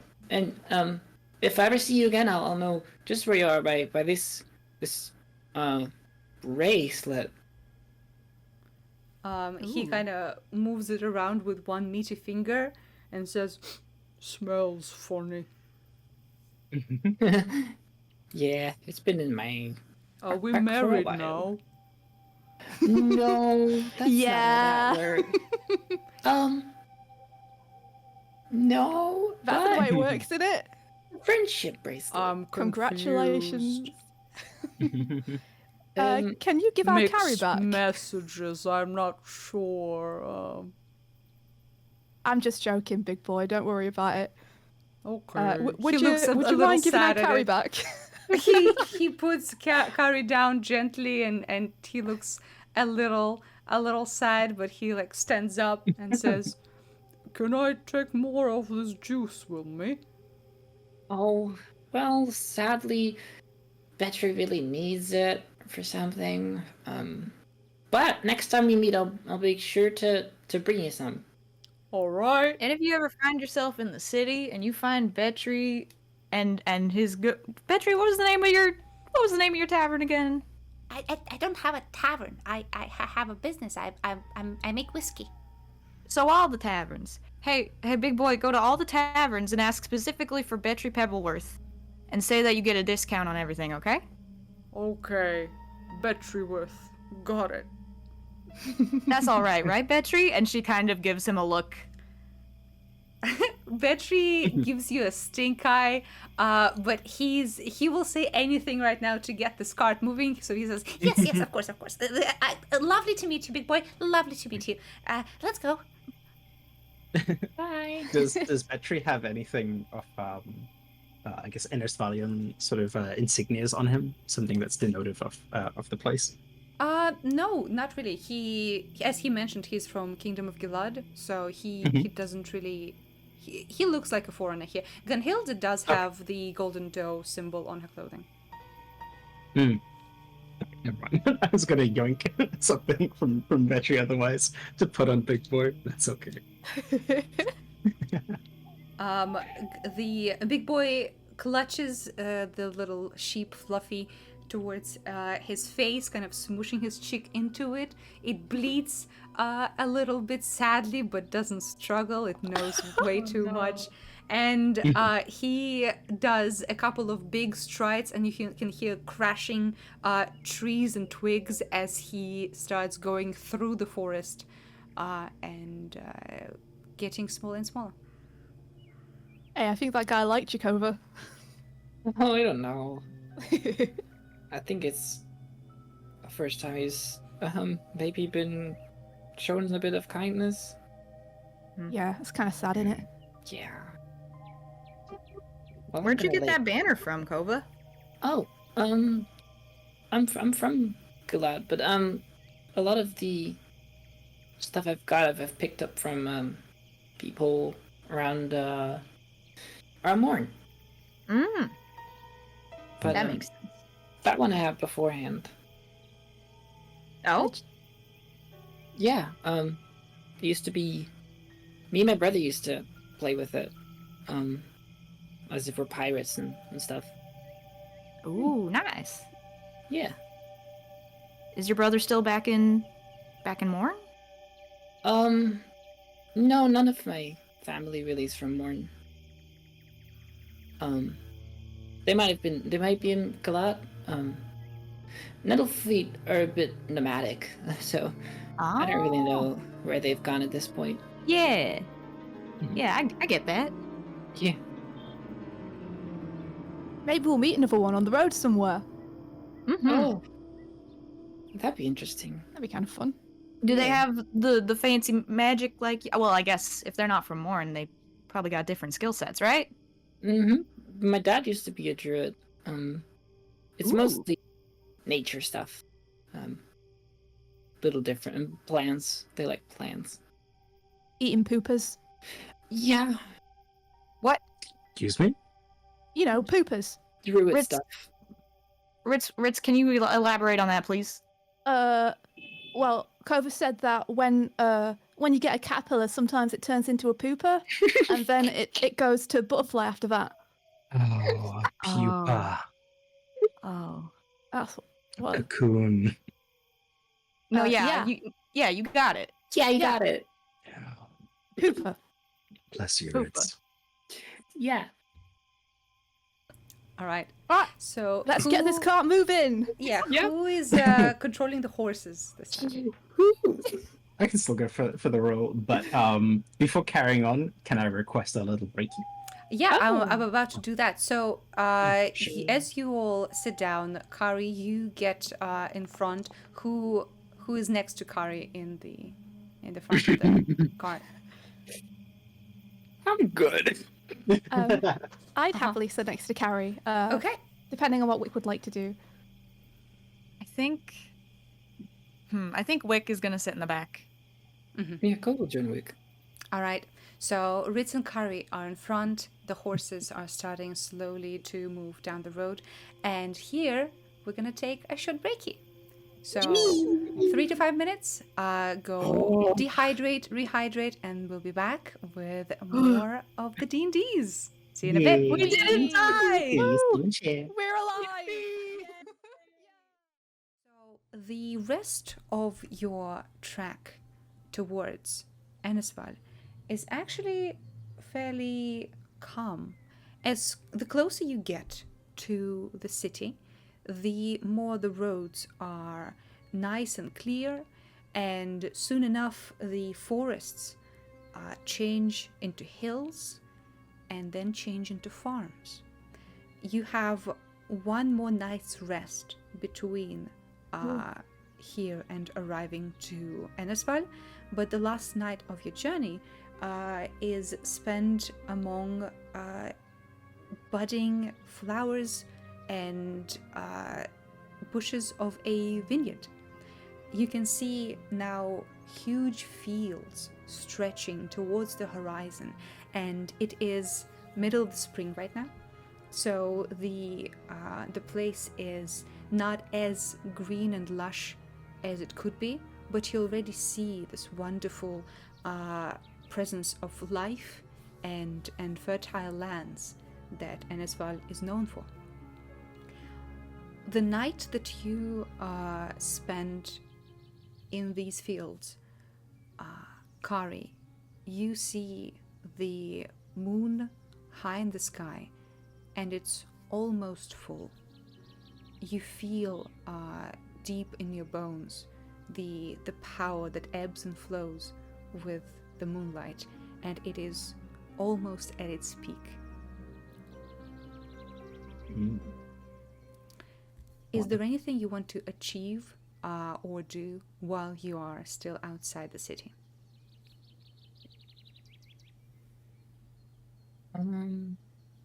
Kovah is gonna sit in a little corner of the cart. Seems to just daze off, but he's gonna try to have a moment to himself mentally and reach out to something in there. Are you there? Give me a persuasion check. Mm-hmm.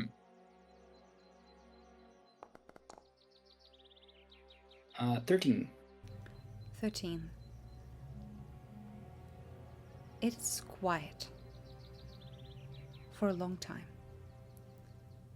At one point, you kind of stop even waiting and sigh and look to the horizon towards the direction of the city.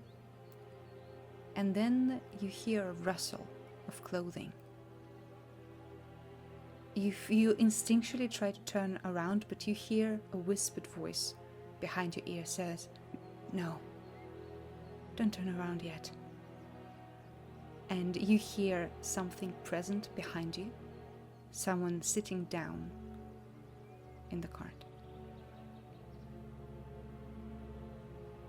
Where were you earlier? I was right here. You're still alive, aren't you? You're welcome. What do you mean you're welcome?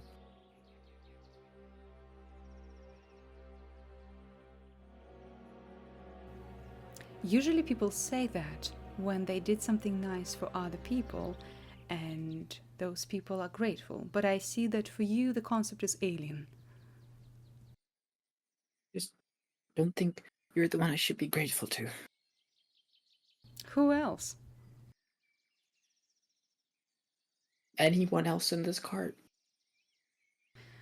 I tire of your constant insipid whining, young Quill. What do you want?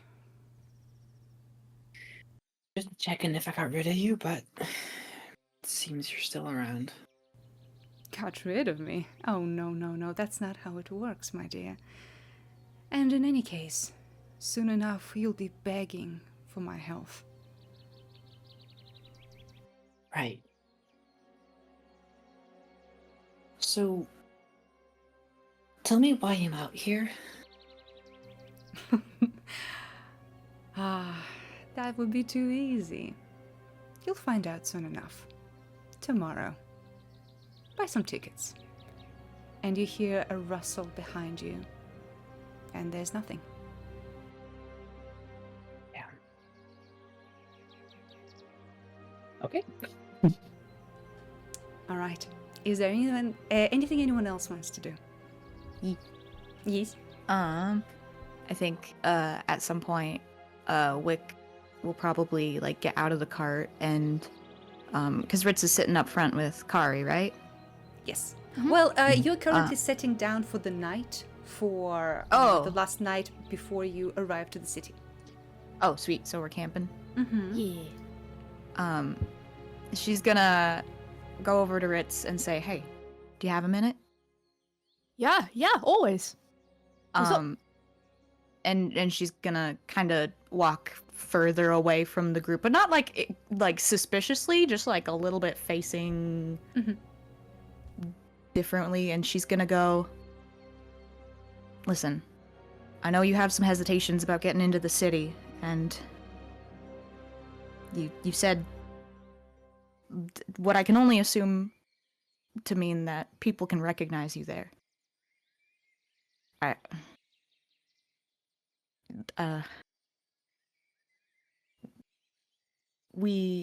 And she's like fumbling for the words, and she starts like tugging on. No, it's all right. You don't have to say anything. I get it. Like, we can just split off sooner if you want. What? I don't want to That's draw not- any attention to if that's not what you want. Listen, I know what it feels like to not want people looking at you. I know what it feels like to have a target on your back and always be on edge. It's been nice. hanging out with the three of y'all, feeling like some people have my back. But I think for both of us, for all of us, to continue to be safe, we have to be honest with each other. I got people looking for me too, and the more we tell each other, the more we can stay safe. Got it? Yeah. I guess so, but you gotta understand, Wick. Like, I already got your back. You don't need to tell me anything. Some secrets are best kept to yourself, and that's fine. I ain't gonna pressure you to tell me nothing. I can already tell you're a good person. Her eyes kind of widen and her shoulders fall. You alright? Do you need help? You don't... How much do you trust this doctor we're gonna go see? Oh, he's great. He's great. He's like the best healer I know. I got no doubts he's gonna take care of us. Do you know... Does he have any affiliations or You mean... How do you mean if he's in a clan, or... Yeah, or if he has any, like, friends, or, anything, like, who, he looks like a normal dude? Does he look like a normal dude?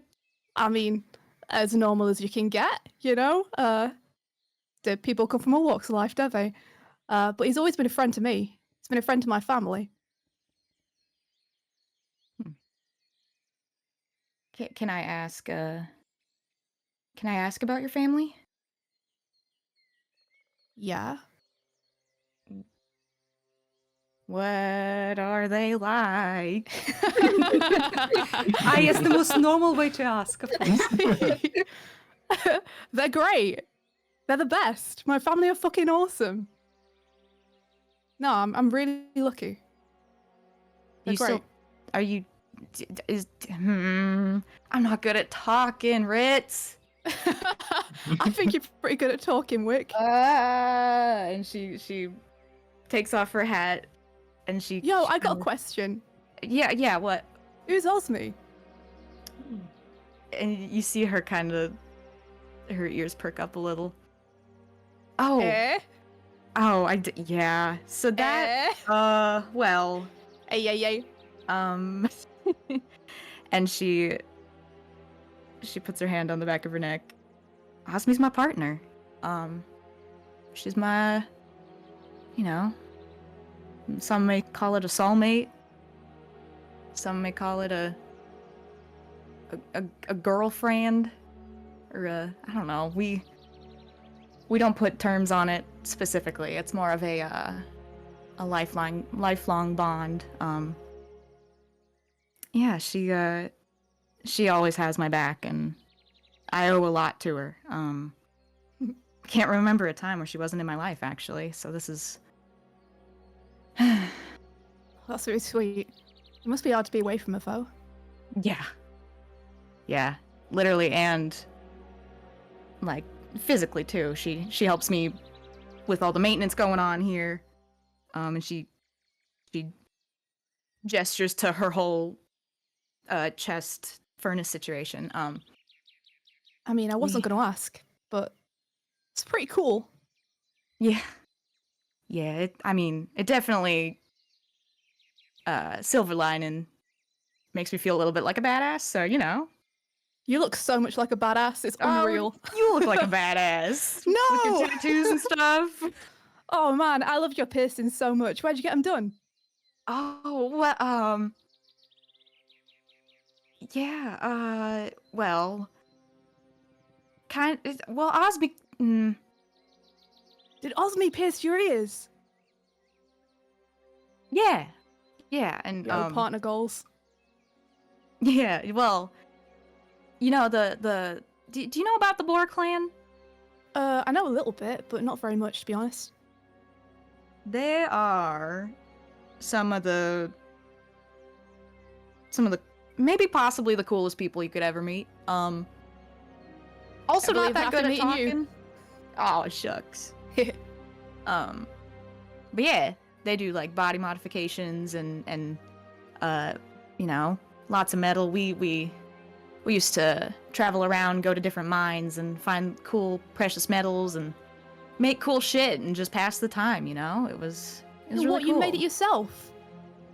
Oh yeah, like this and she pulls out her gun, and this was kind of a group effort with me and Osmi, and it's not perfect, but it's reliable. I've had it for a while, and you know, like lots of people, if they have physically things that have happened to them where they are, you know, missing a limb or whatever, or they want like an upgrade, it's really common up there to make what do you call them, prosthetics. That's so cool. Yeah, Perfect's overrated anyway. yeah, I This thing is haven't been sick. there in a while. I hope. And she kind of gets lost in thought for a second. Oh, how long you been traveling? Oh, Osmi and I. It's been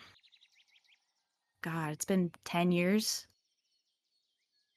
10 Or years so. since you've seen each other. No. It's more recent than that. Me and Osmi, we hang out, we live together in Glad, I believe. Was that right? Yes, that is correct. But up until recently, you know, I decided maybe come up and see some family. Oh yeah, is that why you're here? Visiting family in Ennersval? Yeah.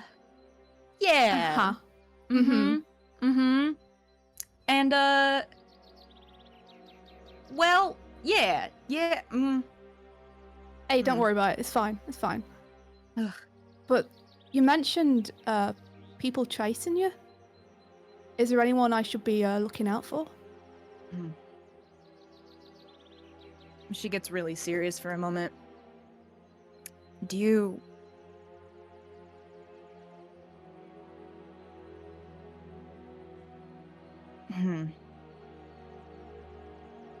In your time in Ennersval and going wherever you're going, does the name the Scorch Doctor ring any bells? I wish it did. I wish I could help you out, but I ain't never heard that. Somehow that's more comforting. Thank you. I'll keep my ears open, though. Let you know. Scorched Doctor. Alright, they're bad news. Yeah, I'm sure it's gonna be safe in the city. Hey, there's nowhere safer to blend in than around hundreds and hundreds of people. That's true. Why do you think I have this cool hat? And she tips it down. It's so cool. I wish I could Thanks. wear hats, but you know, kind of points to his horns. You could wear hats. You just gotta poke them through a little bit. Yeah, I tried. It kind of looks stupid. Oh, come on. And she like takes off her hat and sets it on his head and tries to position it. It's kind of awkward. It gets pinched Doesn't in the go middle over. by the two horns, the brim that's sticking up. Eh? Okay, you got a point. Yeah. Think you But wear it hey. better. Thanks. Could get you a bandana. I could try that. Bandana might be cute. Style me like one of your cowboys. Now you're talking. Thanks, Ritz. Beautiful. Of course, don't worry, I got your back. Likewise. All right, so the night finds you with a gentle warm wind that signifies that soon enough summer will be close. All of you sleep. Some are more calm and comforted than others. And all four of you, this is the first time we're going to do something interesting. Please give me a d20 roll. Ooh. Ooh. Watch me roll that 20. Please. Nah. Oh, wait, why did I... Okay, no, never mind. I thought I rolled charisma for a second. Wow, that's 2 8s. Yay! Uh-huh. Kovah is... Okay, so Kovah with the 14, Kari with the 3. All right. So, Kovah, Hi. when you sleep,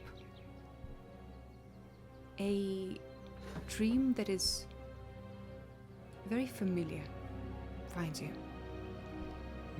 A dream of wet, hungry ground under your feet. A dream of scared animals running, fleeing. A dream of cold, grasping hands reaching out to you from the ground. And then all of it shifts a little. And what you see is a road and an abandoned camp. You feel your vision focus on it as you step closer. And you see a few spots where food used to lay, now trampled. You see a spot where someone fell down, clearly in battle. You see a spot where 2 horses moved in a circle and dashed somewhere east of here. You observe this place in a cold, investigative manner. The cloth falling down your long legs, black with a lace that is so intricate no human could ever make it.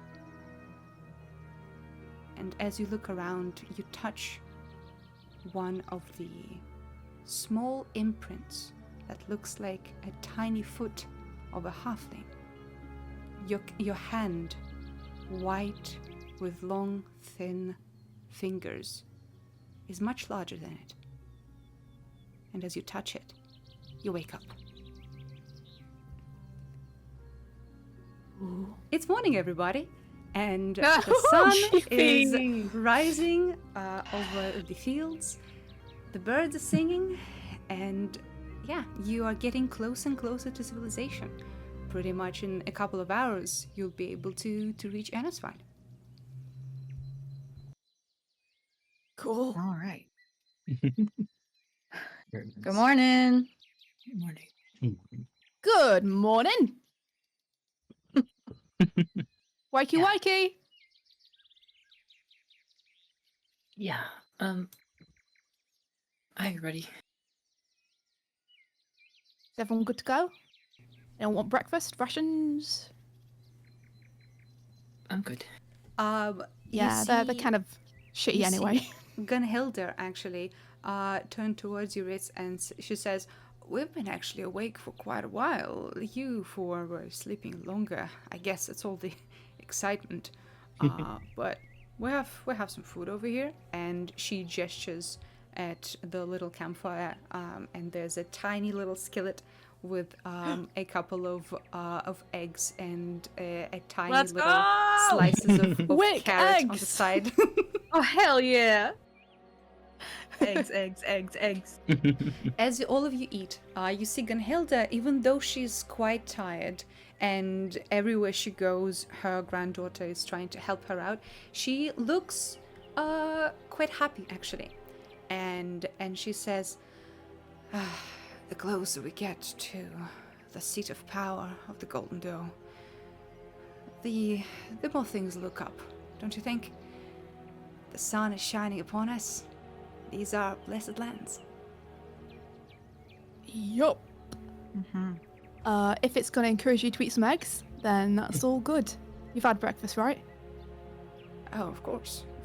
And she looks at her plate where there is like half the food is missing, but you can also see that her granddaughter Greta is sitting next to her and chewing on some of the fried carrots for her.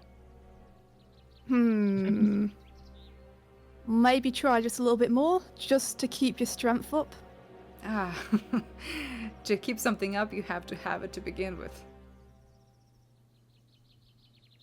All right, he's gonna sit next to her and like try and fucking force feed her these eggs. She gives you a stink eye that could wither flowers, but she accepts a couple of Try and stop me. little Try and stop spoons. me. And here I was having a good day. She says something else, but it's lost because you like find a moment to put a spoon between her lips, and she just chews a little bit. There you go. That's fair. Betri is also in a pretty good mood, and he turns to you, Kovah, and says in Halfling, we're so close to civilization. We're almost there. I can so easily imagine how it's gonna go.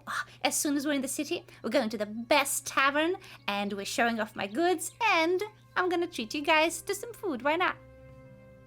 Oh, thanks, Petri. The best tavern, eh? You paying? Halfling. He turns to the rest of you, says, "Oh yeah, I'm planning to, treat you guys. After all, you did save my skin.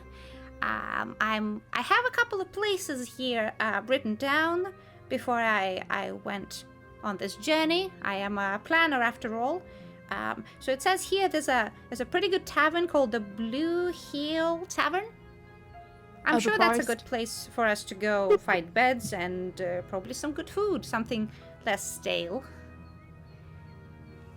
Hey, if you're paying. Why not? All right. That's a fancy one. Blue eel. How fancy we talking? Oh, pretty nice. Pretty nice. Fancy enough that I don't go there. Ooh. They got those pillows that they put the duck feathers in and stuff. Eh? You know ducks? Yeah. So imagine a They got metal fancy duck pillows. without legs. Imagine a pillow. And now put a duck in it. But they're small. What? That seems cruel. Why would you do that? Rich people, All am I kinds right? strange. Are you sure you want to go into the city? Things Bet they have have so many changed. fancy eggs there, though. Yeah. Do they have fish? Oh, dude, they have so much fish. I'll take you to the best place, all right? Okay. It's called the Crayfish. It does, seriously, the best food in Ennersval. Oh.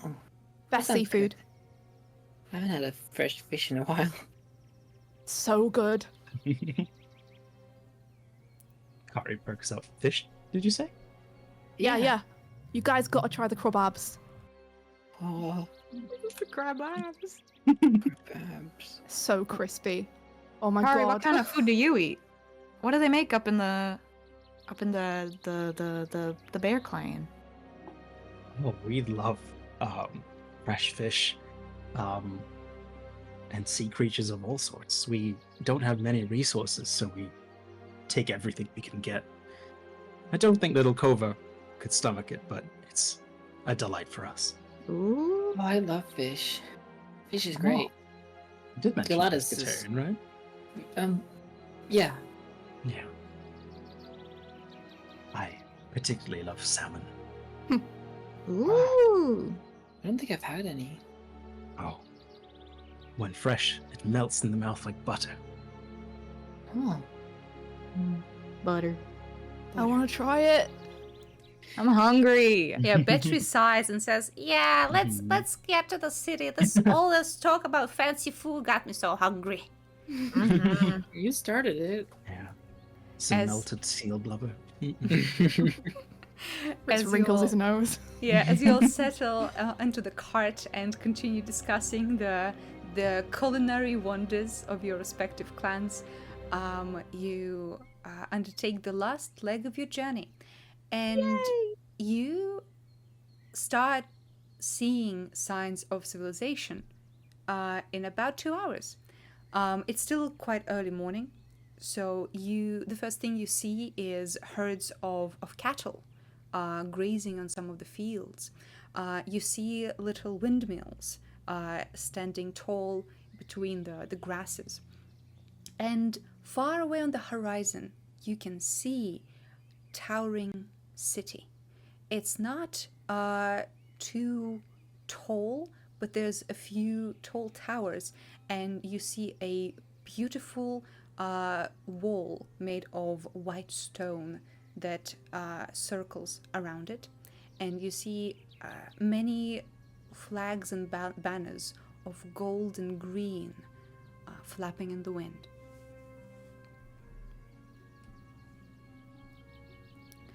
I would like all of you to give me a perception check. Ooh. Mm-hmm.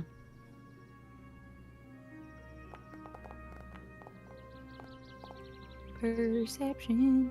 Nice. Whoa. Wow. Okay, so Kari with a 7, Wick with a 5, Ritz with an 18, and Kovah with a 16. Lovely. So, yeah, you start seeing more and more signs of life and even people working in the fields. And you can see that some of them actually look up as you drive past on the cart and give you a friendly smile and a wave. People here are quite friendly. And as you approach Ennersval, you hear the sounds of a river that flows through the city. And you see tall towers entwined with vines. Above the powerful city gates made of dark oak, you see an emblem of the ruling clan, the profile of a golden doe surrounded by a curling vine. The guards at the gates hold green and gold banners, and the helmet of each guard is adorned with gilded horns that curl upwards. They are quite sharp, so you imagine they might even be used in battle. The road right at the front of the gate is also not that empty as you are used to. You see a few carts and caravans that are pulling towards the city gates from a few different directions. None from yours, but you can see a cart with a face of a lynx on the side, and it smells faintly of some greenery. You also see a caravan led in by a pretty modestly looking orc, but the clothing might be modest, but the long black braid that is curling behind his head is reaching almost his ankles. And he's leading a small caravan, and you can see inside there are a few hunting birds in cages and a few different piles of different skins and furs. And as your turn at the gate begins, you see one of the guard come to the cart, inspect it from all sides, and says, "Names, please." The closer they would have gotten to the city, almost without incantation, over time, Kovah's skin and his clothing would have been flaking off, and he would have disguised himself to be his, like, normal, quote-unquote, get-up again. Neat Kovah is in the house. Yeah. Just a normal boy. Just a normal boy. Wick is gonna take out her mask, and it's a little, like a leather cloth that she wraps in front of, like, it goes over her ears, and it's got some different metals on it, and it conceals her mouth scars. And she's gonna fasten her jacket closed and her shirt. And Ritz's hood goes up because of course it does. So the guards come over. One of them is holding a ledger, and the other one is asking your names. Let me know if anyone doesn't give their name to them. I'll give my Say- name. Yeah. Okay. I give my name. So all of you one by one mention your name. Wick and Kari, you know that they probably mean both your first name and your clan affiliation, and they jot it down. And as they get to you, Ritz, as you mention no clan, one of them gives you... I wouldn't mention that. I would try for the golden doe if they're asking in front of Carrie and Wick. Okay, so you say Ritz of the Golden Doe. Give it a shot. Okay, sure. Give me a deception check.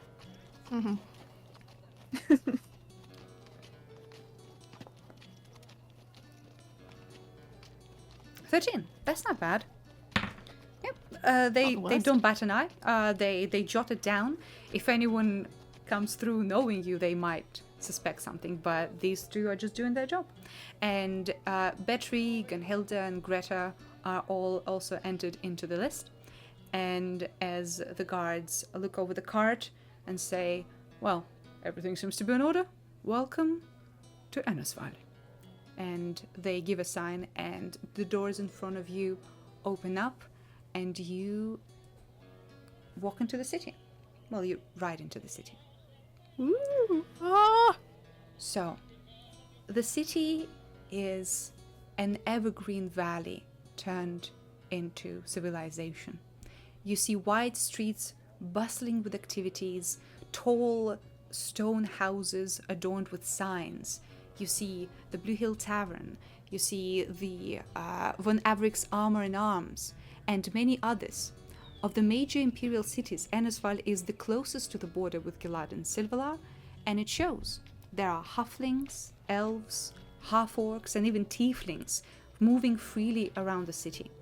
People are dressed in a variety of clothes of both imperial and foreign fashions, and no one stares. The guards do not attack the forest elves, despite the eternal conflict of those two countries.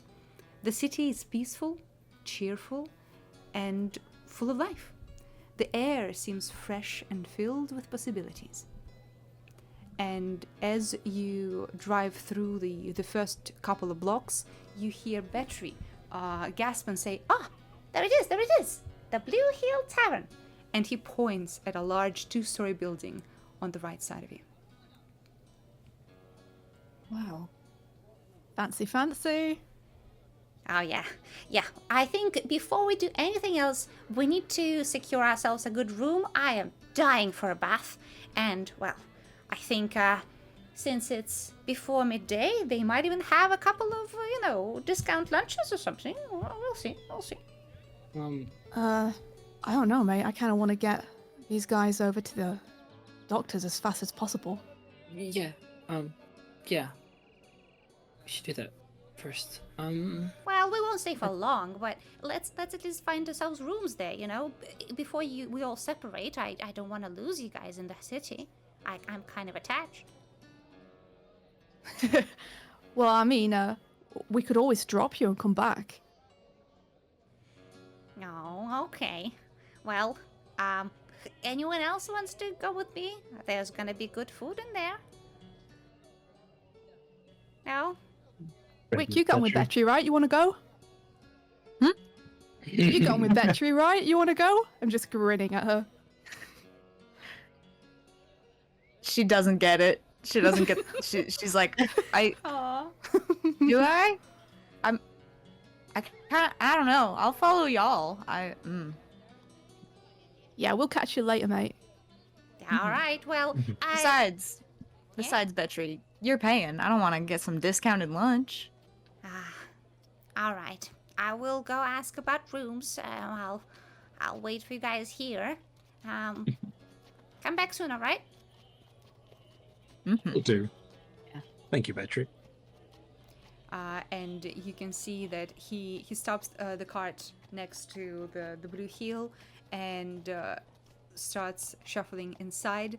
The place is pretty expensive even from the front. You see a big iron sign with 2 boots with bright blue heels, under which golden sparks fly, and the green vines that descend along the balustrade of the second floor weave around the columns, and there is a pretty big amount of people coming and going even now, even in the morning.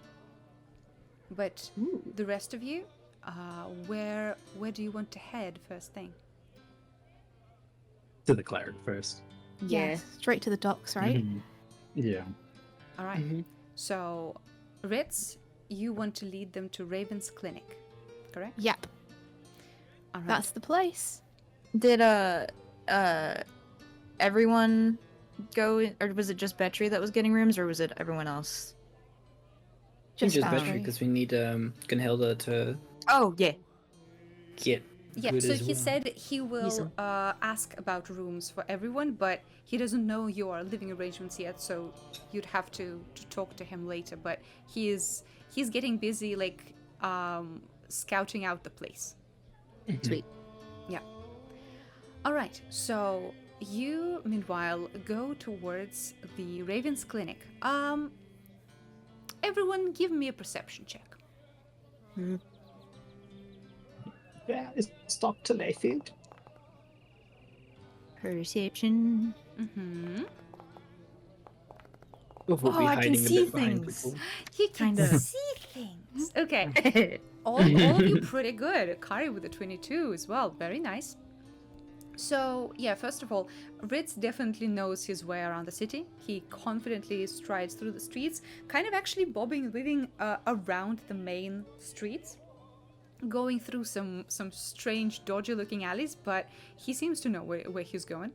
Kari, you also notice that the city is not really paying attention to you too much, but with a 22, you see a couple dirty looks towards 2 of your companions. There's one guy peddling small little necklaces and rings on the corner of some building, who gives Ritz a once-over and kind of pockets all of his little necklaces and rings and bracelets, and takes a couple of steps back into the alley and leaves pretty quickly. And in a different part of the city, where you guys are walking through a pretty big square with a fountain that depicts a golden deer with his head proudly up. On the side of that fountain, you see a middle-aged woman, half-elf by the looks of her, and she is currently just feeding a couple of pigeons that are flocking towards her. But as all of you pass by, she gives Wick a lingering look. She kind of narrows her eyes as if trying to look more at her face, trying to remember something, but doesn't say anything. And as the rest of you continue following Ritz's lead, you soon notice that the city stops being as illustrious and clean as it was at the gates. Ritz is clearly leading you towards a more poor and downtrodden part of the town. The wide streets become more and more narrow. People wear more poor and dirty clothing, and the buildings feel almost stacked one on top of another. But as soon as you step into this part of town, Ritz's steps become more confident and his shoulders straighten out a little bit. And he leads you to a tall building. It is clearly a hospital of some kind, not too large and clearly not very rich, but you can see there is a tiny garden of medicinal herbs on the side. And Ritz, you see an emblem of a raven's head with a white blind eye at the center. and the door is locked. Well, here we are, Raven's clinic. It's closed. Let me just check. I'm gonna knock on the door, like pretty loudly, pretty inconsiderately. All right. Yeah, this is the first time in your memory that the doors of the clinic are locked. Usually, even at night, if someone needs help, someone would be inside, waiting for first aid and such. But the doors are firmly shut and locked, and for a second you feel like there's no one even inside, but you hear like a small shuffling and something like a bottle breaking on the floor. Weird. Is there like a slit in the door or in a window or something into this place? Yeah, absolutely. There are windows on the sides, pretty dusty looking, but even with like the sunlight behind you, you can still make out a little bit on inside if you want it. Kovah is gonna grab a lint and tie up a piece, like a small little like bundle of hair, and tug it off. And is going to just like throw it through the window. The windows are not open. You can see Is there like a through slit? them if you want. Oh no, I was wondering if there's a slit somewhere. Give me an investigation. Gotcha. 17. 17, that's not bad. Yeah, you walk around a little bit and you actually find that one of the windows has a crack in it, almost as someone threw something inside. And you, with a light touch, throw your little lock of hair through the crack. He'll walk back to the rest and stand next to Wick and go, "Okay, I'll explain this later. Just give me a second." And he's gonna grab Wick's cloak, and his eyes glaze over again. And he's gonna peek inside. Okay, give me a perception, please. Yes, I will. Perception. Ooh, 21. 21. That's very good. Oh yeah. So Kovah, you see that inside the place is pretty empty. You see rows of beds covered in sheets. The sheets are quite fresh and seemingly untouched for a while now. And the place is clearly not operational anymore for some reason. But you see a figure sitting behind a desk, what used to be probably a place where a doctor talks with patients. Now you see a sad-looking older man with graying hair kind of matted around his pale face. He is looking down next to his feet where a bottle of alcohol just dropped, and there's a pool of drink spreading around on this dusty floor. And he, with a nervous glance, looks at the drink, looks at the door, and he looks nervous. Ritz, are you sure we're in the right place? Yeah, this is it. Well, everything looks a little unused in here, and there is someone there. Does a man with white-ish matted hair and tendency towards alcohol ring any bells? Does that ring any bells, V? It sounds kind of like Layford, but he's never been this unkempt in your memory. I mean, that could be the doc, but...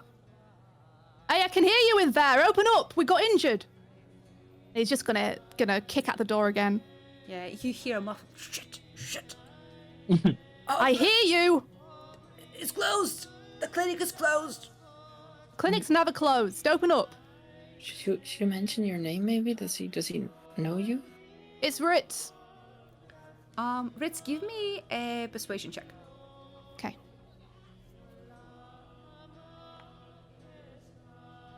A 6. Okay. You hear someone shuffling closer, and one of the locks clicks, and you can see through a tiny sliver as he opens the door. Indeed, you see the face of Dr. Layfield, but he looks different from how you remember him, Ritz. He looks pale, his cheeks are sunk in, and his hair is covering most of his face. His jaw is covered in old stubble, and he looks like a sad shadow of a man that you remember. And then as he opens the door a little bit, he sees you, and there is fear in his eyes as he says, No, you cannot come in. The clinic's closed. Please, you need to leave. Doc, we really need help. And I know this guy. I know how to get this guy. I stepped aside and I let him see Gunhilda and how bad she looks and her condition. You see his face crumple, and he is close to tears, and he says, Oh, Raven, help me. Please, we've got nowhere else to go. For their own sake, I cannot. They will die. And he closes the door in your face and puts the lock back on. Can I establish a mind link before he gets sure. too far? Mm-hmm. Doctor, what is the matter? You can hear a strangled yelp from inside, and he says, Oh, no, the curse! Oh! And he starts shuffling through the things on the desk. You can hear like cupboards opening, and there is more glug glug glug glug as he clearly tries to drink himself into a stupor. Shit, man. What the fuck? Doc, maybe we can help. Do you need help? Any response? No. Can we break down the door? This man is clearly not fit and in trouble, and he needs help. My connection Kovah. with this is up for a minute. Yep. Could I still start look in? I mean, the minute has passed. Okay. Kovah, did you say there's a window though? Yeah, there's a window with a hole in it, a broken one. It's not big enough for a person, though. We can make it big enough. Is there not any other people that can heal? This guy seems, I mean, no offense, but he seems busy. He's the best. He's the best, and we're here. Ritz, when was the last Okay. time you've seen Dr. Layfield? It's been a while. But he's always been this, like, super professional, reliable dude. Like, he's never been like this before. He Never is seen him like this before. so drunk. Even if we got in, I don't know if I trust this man to help us right now. I mean, I'm more concerned that he's in some kind of trouble, right? Yes. I'm going in there. Oh, Oh, I got a friend who can help us out with this. And I'll go and look for my friend Brick, who should be on the floor somewhere. Yes, Around your trusty here. friend. Yeah, Ritz, give me a perception. what? God damn it, you got me. Give me a perception for your friend. Okay. It's Brick Leon. It's good old Brick. Yep, they're everywhere around here. Mm-hmm. Hey. It's 21. Brick Leon by a single petal. Very good. So, Ritz, you do easily find a hefty-looking brick.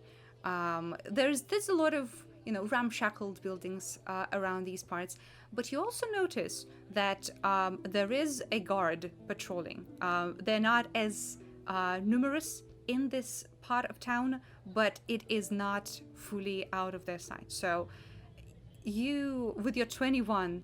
You can see that the shouting through the door attracted one of them, and he's just like standing, leaning at the building a couple blocks away, just like looking at you. I'm gonna be super casual. Can I use thaumaturgy to make the sound of a smashing window elsewhere? Oh. To just Does it draw his have- attention away for a sec. Does it have somatic components, meaning you cast magic? Let me see. Do.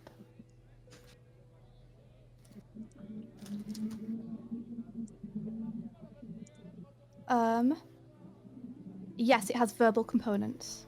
No, wait. So- Yes, verbal components. Yeah, so if he's already like looking in your direction, he would see you casting something.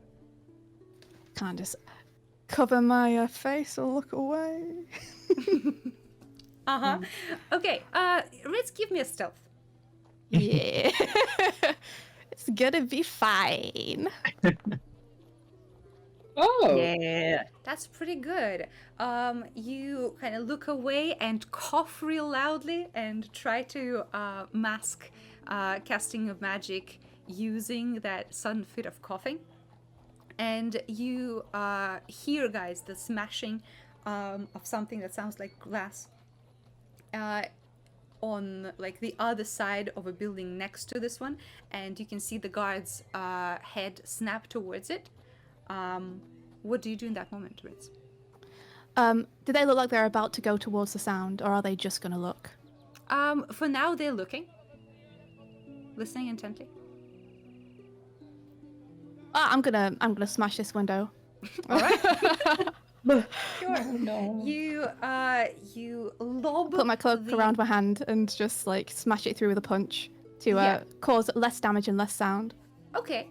So then give me a sleight of hand, just to see like how much can you dampen the sound of it.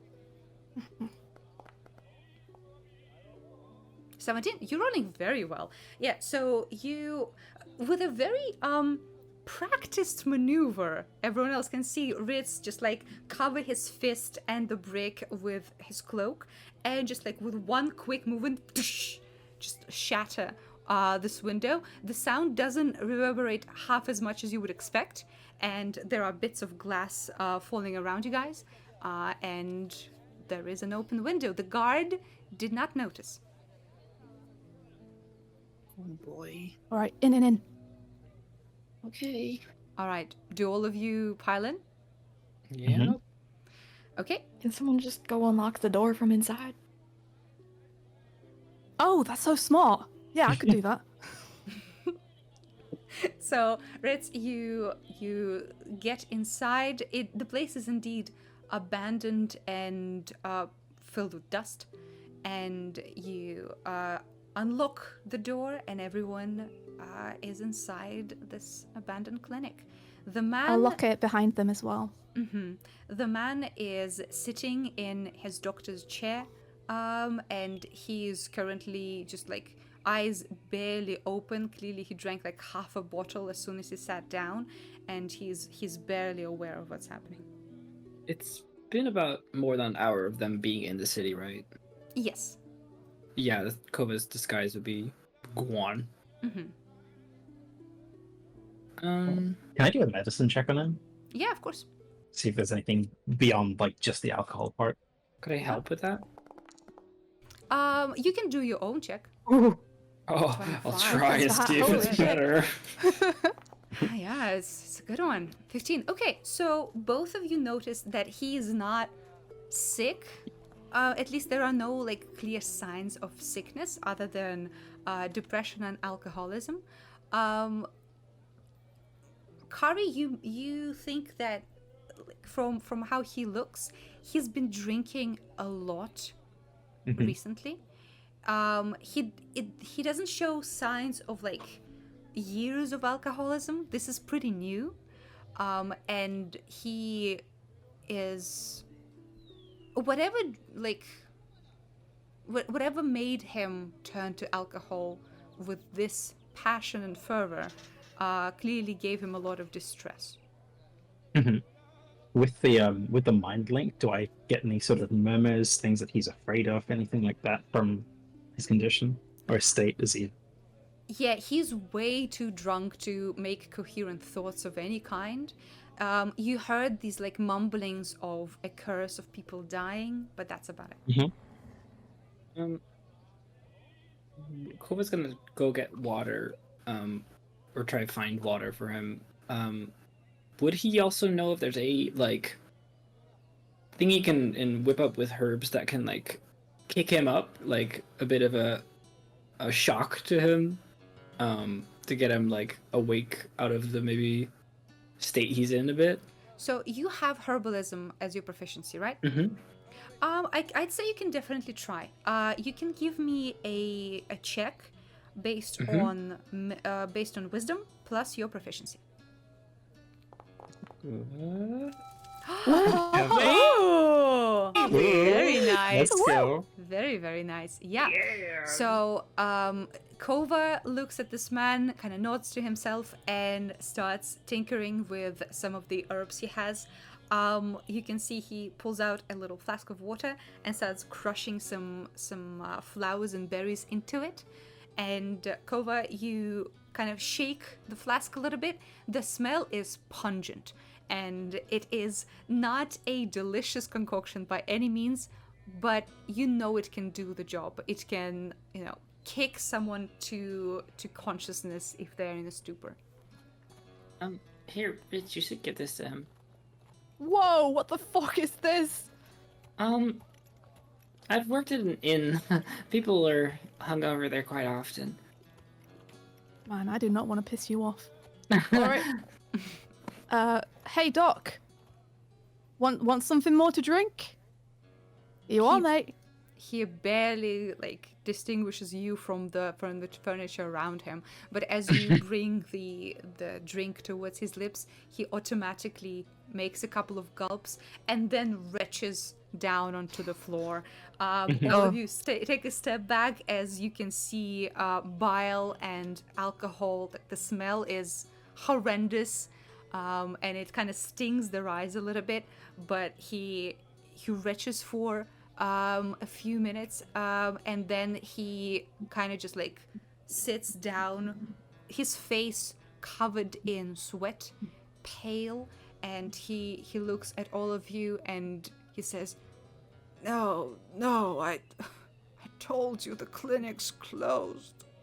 We will give Greta some mint to just distract her. Gunhilda is looking at this with disgust written on her face, and she is already looking quite nervous after witnessing you guys break and enter.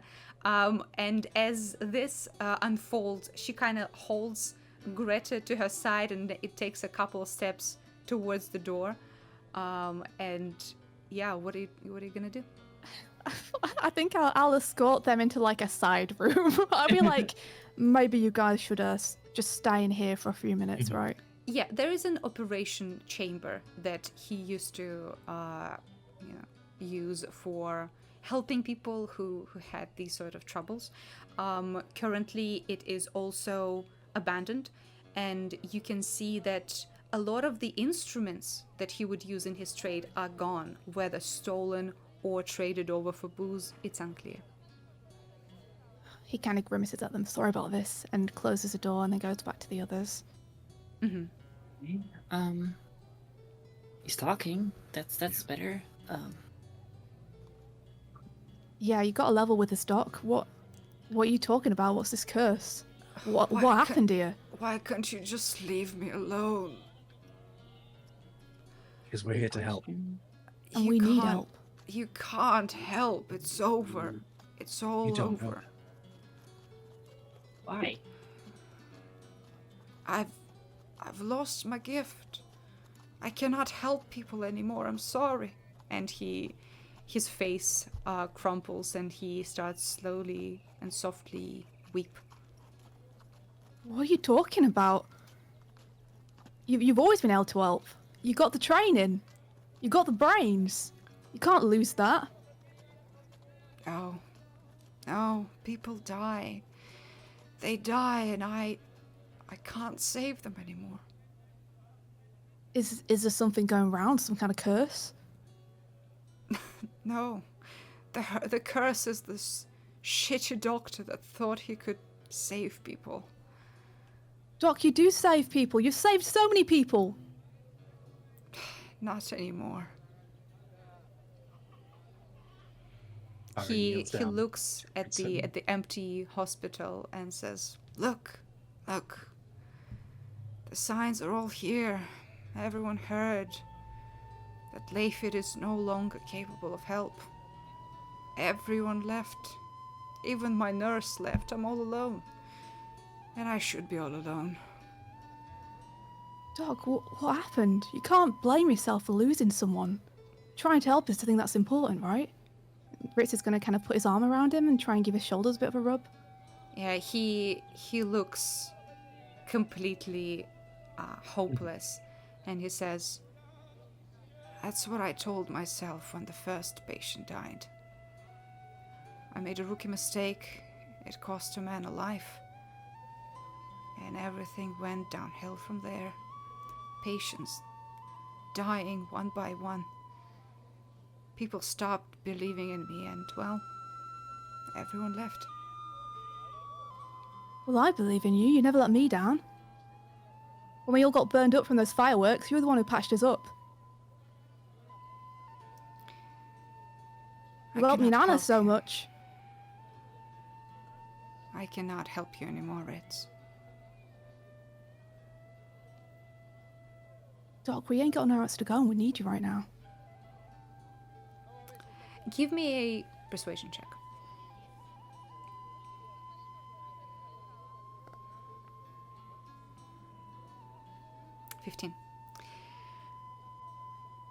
He gives you a long, sad look and says, "I believe our wise mentor, Blind Raven, turned away from me. But listen, there are people in the city that can help you. The clerics of the Dove, they're still around, right? I can give you a letter of recommendation. I have some standing with people who haven't heard the news yet."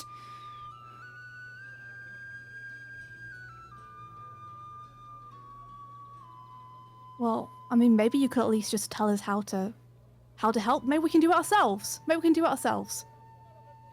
Ritz, You I just don't- let us know what to do. He looks at you and says, What ails you, my child?" And it's a phrase that he used to say with much more energy and care in his voice. We got attacked by some shadow creatures. I don't know what they did, but they hit Gunilda and they hit Kovah pretty hard. Hit you too, right? Yeah, but I'm fine. Sure. He gives Kovah a once-over. I'm gonna give him a medicine check with a disadvantage. Kovah's not lifting his shirt or anything. Mm-hmm. He's staying back if this guy gets closer. Yeah, no, he's just looking. He doesn't have even energy in him to give you like a thorough check. He's just like trying to focus his eyes on your figure. Mhm. And he says, "Child looks pale. Perhaps some tea and good sleep can fix it." Sean, I'm a halfling, first of all. Doc, tea and sleep ain't gonna help this. This is some kind of supernatural bullshit. "I don't know what you want from me. It's all gone, okay? It's the end for me. Just leave me to rot." You're Doctor, a good person. I ain't doing that. I know what it's like to fail in your line of duty. And to make you feel like you're a failure within that. To have let everyone down, even those closest to you. It is not the end, and it is not the end for you either. The Blind Raven has never left you. It is always watching. Put that behind you and move forward. Help us now and help the people in front of you. Do not give up hope. Give me a persuasion check, Kari.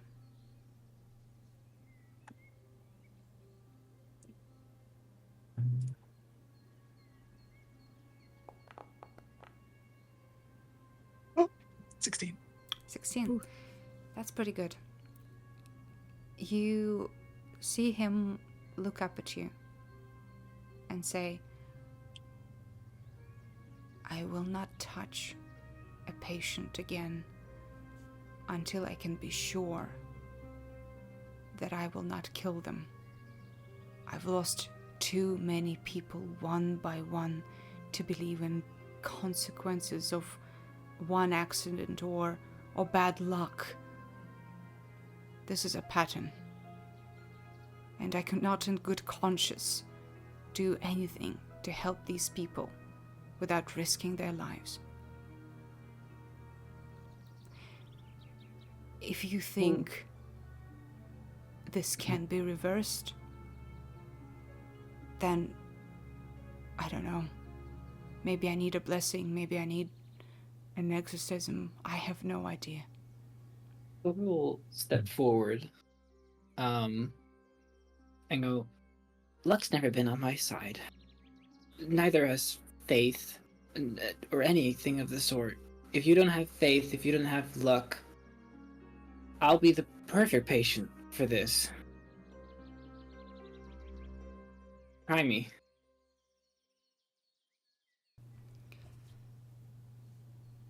He looks you straight in the eye, Kovah, and says, I don't think it's your time to go yet. Well, I guess the gods will choose that if you so believe. Come closer. You think, And he extends one shaking arm towards you, Kovah. He'll take a step.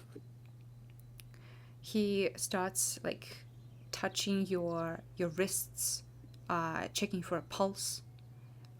He starts kind of moving your clothing away. Do you allow him to touch your midsection to check for that dark magic spot? Yeah, Kovah's just like standing there taking it all.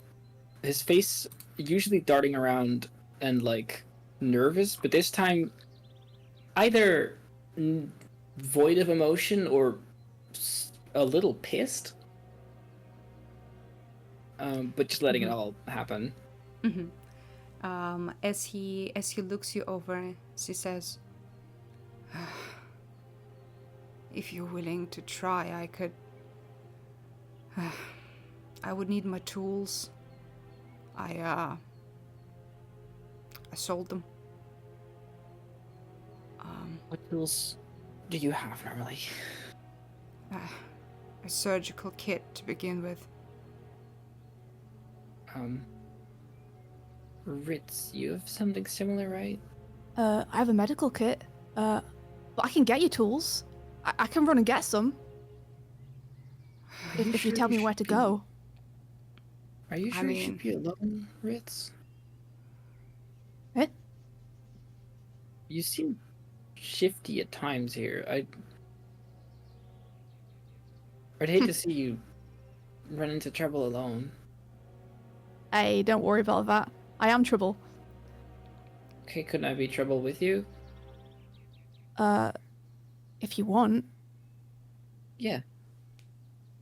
Or maybe Wick. Wick is faster than me, but I'll try to keep up if I should. I got a good back for piggying. That's true.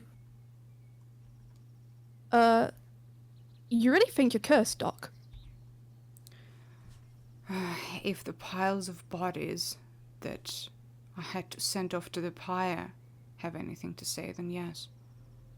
I mean, I'm normally only good at for like checking curses on objects, but I guess I could try give you a look over, see if I can see anything. Ritz, an interesting thing that only now, like, is put in stark perspective in front of you. There are no lingering spirits here. None, which is very strange for a place where people sometimes do die because, people sometimes spend their last days in a hospital. There is not a single deathly apparition that you're used to. That's really weird. Can I do a check on the dock and see if I can identify any symptoms of curses? Sure. We can try. Okay. Should I roll that with the advantage, or should I just roll a straight? I would say roll a straight because it's not an object. Yeah.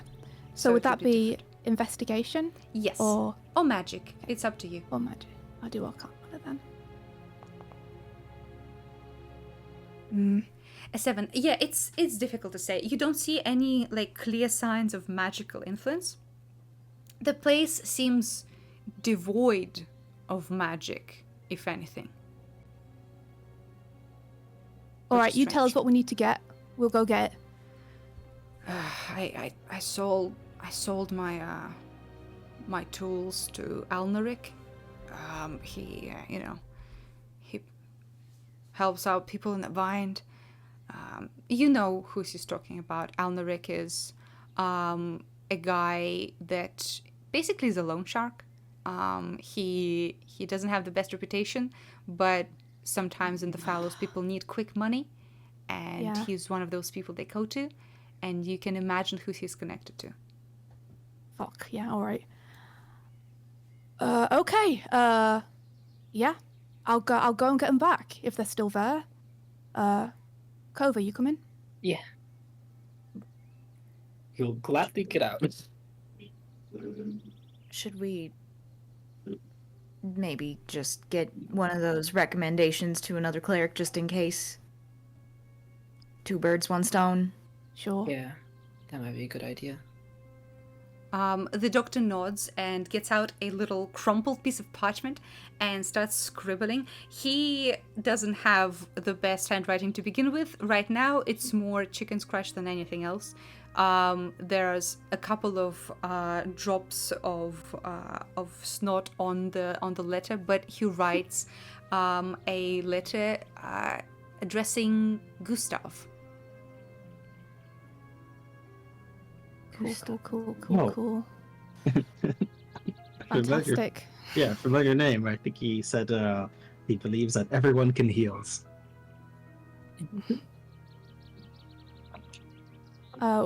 Wait, Carrie, are you coming or are you staying?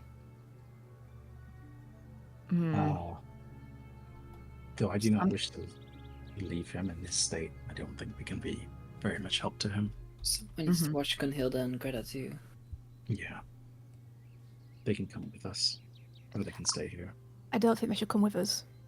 We gotta be fast. Can we bring them back to the tavern? Maybe that's the best idea, actually. All Yeah, right. if we're going to be running around. So Make sure who's to going lock to the the door tavern behind us. with Gunhilda and Greta? We can do that. I can go with. Okay. So Wick and Kari. Yes? Sure, yeah. Yeah. Okay. The two of you go to the tavern with Greta and Gunhilda. And when you get Gunhilda and Greta out of the surgery room, Gunhilda, she clearly heard the conversation, and her mouth is pursed in a disapproving manner, and she doesn't say anything all the way back to the tavern. The other two, Ritz and Kovah, what are you doing? Piggyback. Piggyback ride! Okay. Where are we All going? right. So I know this guy's usual haunts, right? The spots Yeah. where he is. Yeah. So Usually we'll you can check find him hanging around the Holy Spirits. Okay, awesome. We'll go to the Holy Spirits then and see if we can see him around anywhere. Ritz, give me a perception. Can I help him? Are we You don't pursuing know him? what you're looking for. What are we looking at first? I could describe him to you if you like. He is Yeah. very nondescript in a way that someone intentionally wants to be. You're looking for a guy, right? And he'll be Right. standing there and trying not to be noticed. Like that guy? Oh no, that's not him. Oh, okay. But that guy? No, that's not him. Lovely. You're using your inspiration? Oh, well, I rolled pretty well, so maybe you I rolled don't pretty need good. to. Okay, just checking. Alrighty, in that case, yeah, you go confidently to a seedy-looking tavern, and Kovah, you notice that Ritz is moving with confidence and knowledge. And as you get to the tavern, you don't even have to get in. You see Ritz on the side of the building. There's currently a man talking to a human man in a long cloak, talking to a gnome, older woman who is holding a little figurine of silver in her hands and saying, "This one is very good. It's been in our family for 3 generations, and I mean it's not as much as the clock that I gave you last time, but it could be worth something." And the man with a very bored expression looks down and says, "I'll see what I can do," and throws her 5 gold pieces. Nice. All right, hey, Almy. Who's asking? It's me, Ritz. Hi. Ritz. So you ain't dead, huh? No. I'm actually looking for something. I heard that the doc sold you some tools. Looking while for back. something, huh? Well, mostly people are looking for you, man. I am right here. Does your uncle know? I just got back. Yeah, he's been worried sick. Looking Good in to every know, good to gotcha know. for your body. Let's skip the small talk, all right? I'm looking for some tools. Doc sold them to you. Do you have them or don't you have them? Doc, you mean old Layfeed? Yeah. Ugh, I mean I had them, like 2 weeks ago. Well, who'd you sell them to? Wouldn't you like to know, little guy? We would. I would. Well, that kind of information ain't free. It starts grabbing money. Ritz's tattoos flare up a little bit. He gets a little closer to the guy. Or maybe I can give you an IOU. I got like a gold coin. He looks at you, Kovah, and says, "Who's the girlfriend, Ritz?" I'll leave him out of it. Common mistake. I'm a guy. The question still stands. Who the fuck is this? Here, I'm Kovah Nettlefoot. Have a gold coin. It don't matter who he is. I don't deal with foreigners, Ritz. He ain't one of us. You wanna take the gold coin or not? I'll fish into my pocket and I'll take out a gold coin. We're gonna give him 2 gold coins? Wow. No, I'm gonna give him 1 gold coin. Okay, I'm gonna try and coin. put it in Ritz's pocket. Sure, give me a sleight of hand. Okay.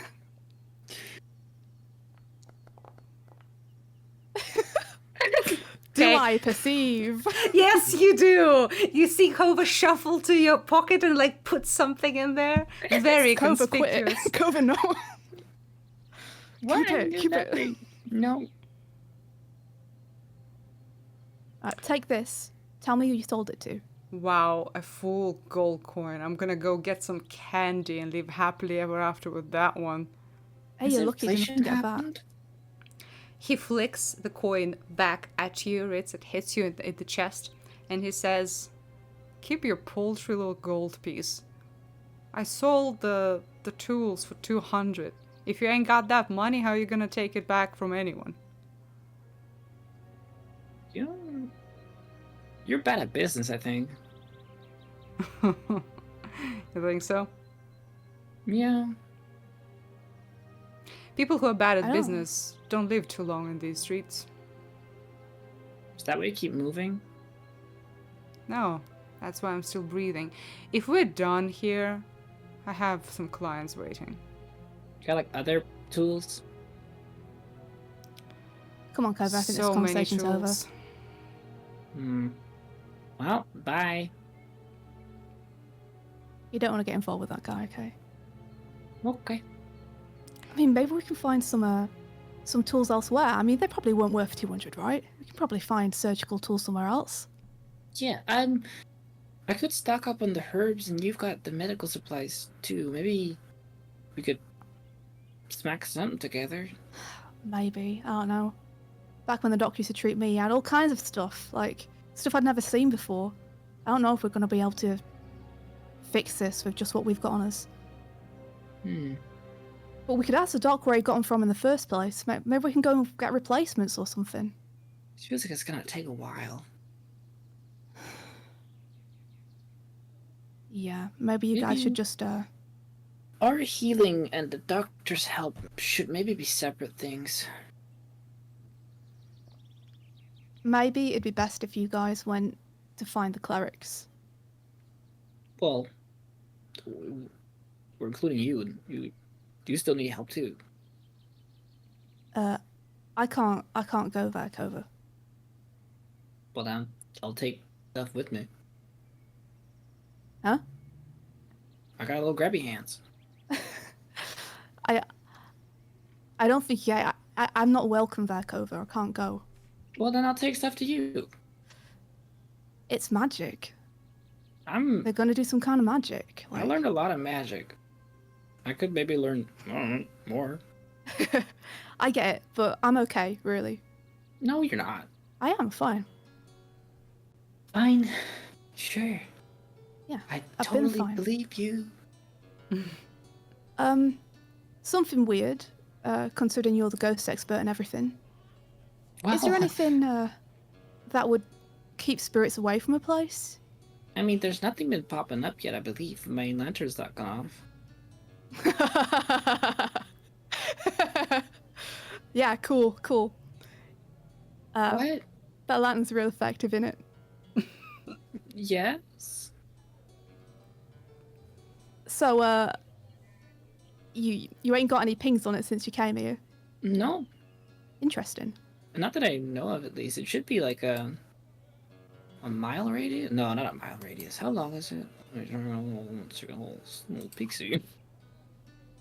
It's a long radius. I think like maybe 100 feet.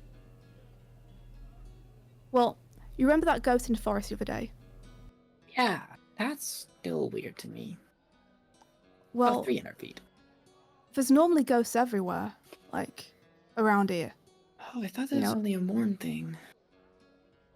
No, spirits are, there's a lot of them, for obvious reasons. And you'd think you'd find a lot of them around a clinic, right? Like, normally you do. And That not makes today. sense. Are they I ain't never seen a scared? place so empty. That's what I'm wondering. There's something weird going on about that place. The only thing I know ghosts to be scared of is faith and holy stuff. I ain't smart enough to put this together. It's weird to not see them anymore. Yeah, I kind of wanted to ask you about that a little bit. I wanted to ask you about that a little bit.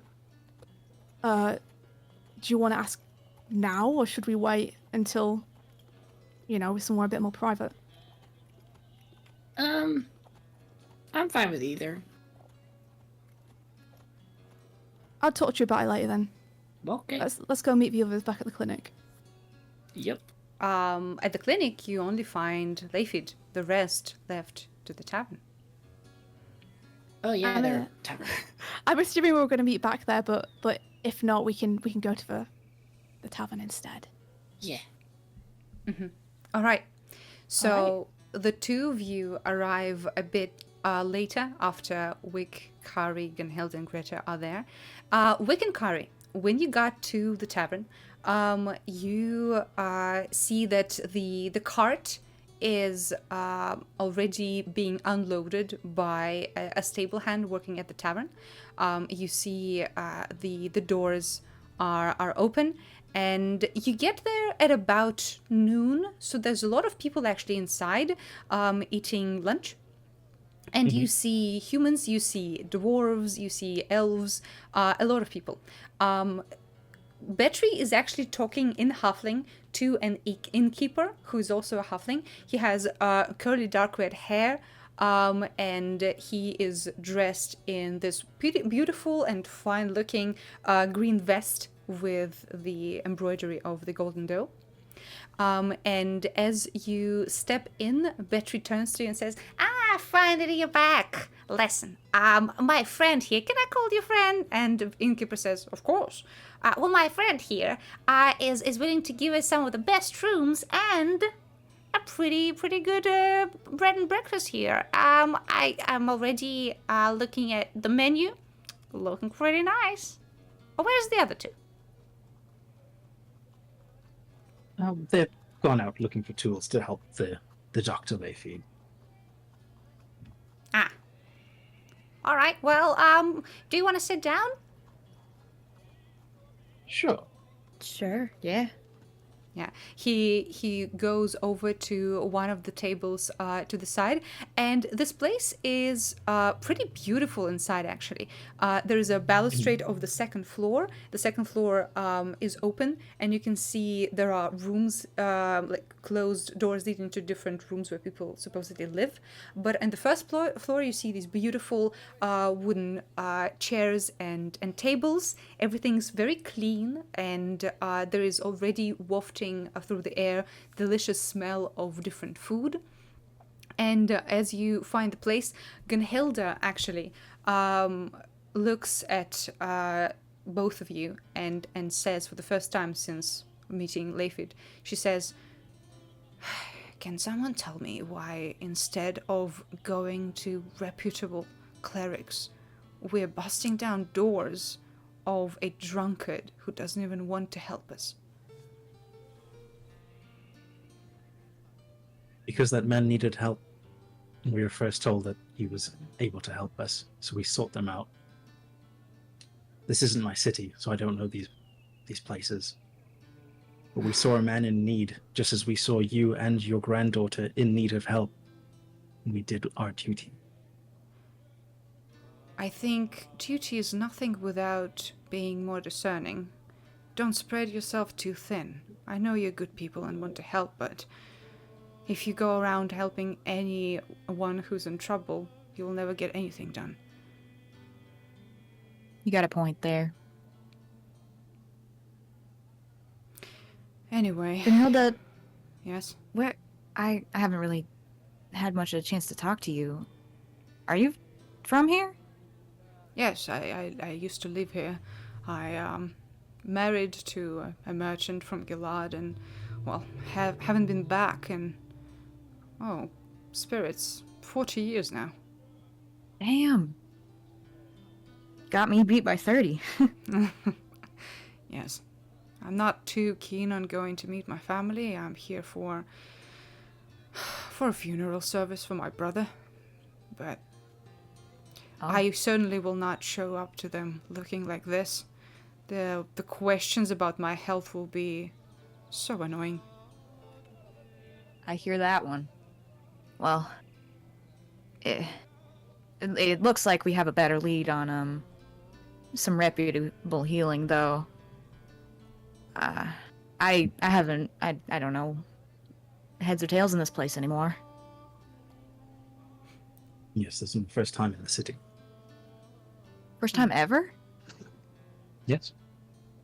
Damn. At this point, Ritz and Kovah, you get into the tavern and you see your friends sitting at a table at one of the corners. Betry waves you over and says, finally the stragglers are here. Now we can try to order. And he puts menus in front of all of you. And Ritz, you actually notice that on the table next to the menus, there is something like a leaflet. This is actually the city newspaper that is apparently left here by the previous person eating lunch.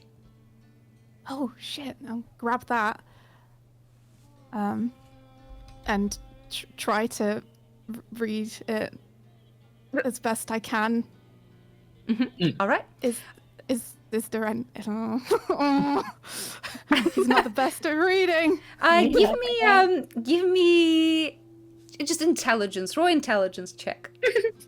I think he can read. It's just like the speed at which he does. You know. Let me see. I don't know how to roll a straight intelligence, so I'll just find a skill which uses intelligence. You and can then- just click on your Click on intelligence. You can Can click I? on the Okay. word int at the top. There it is. Thank you.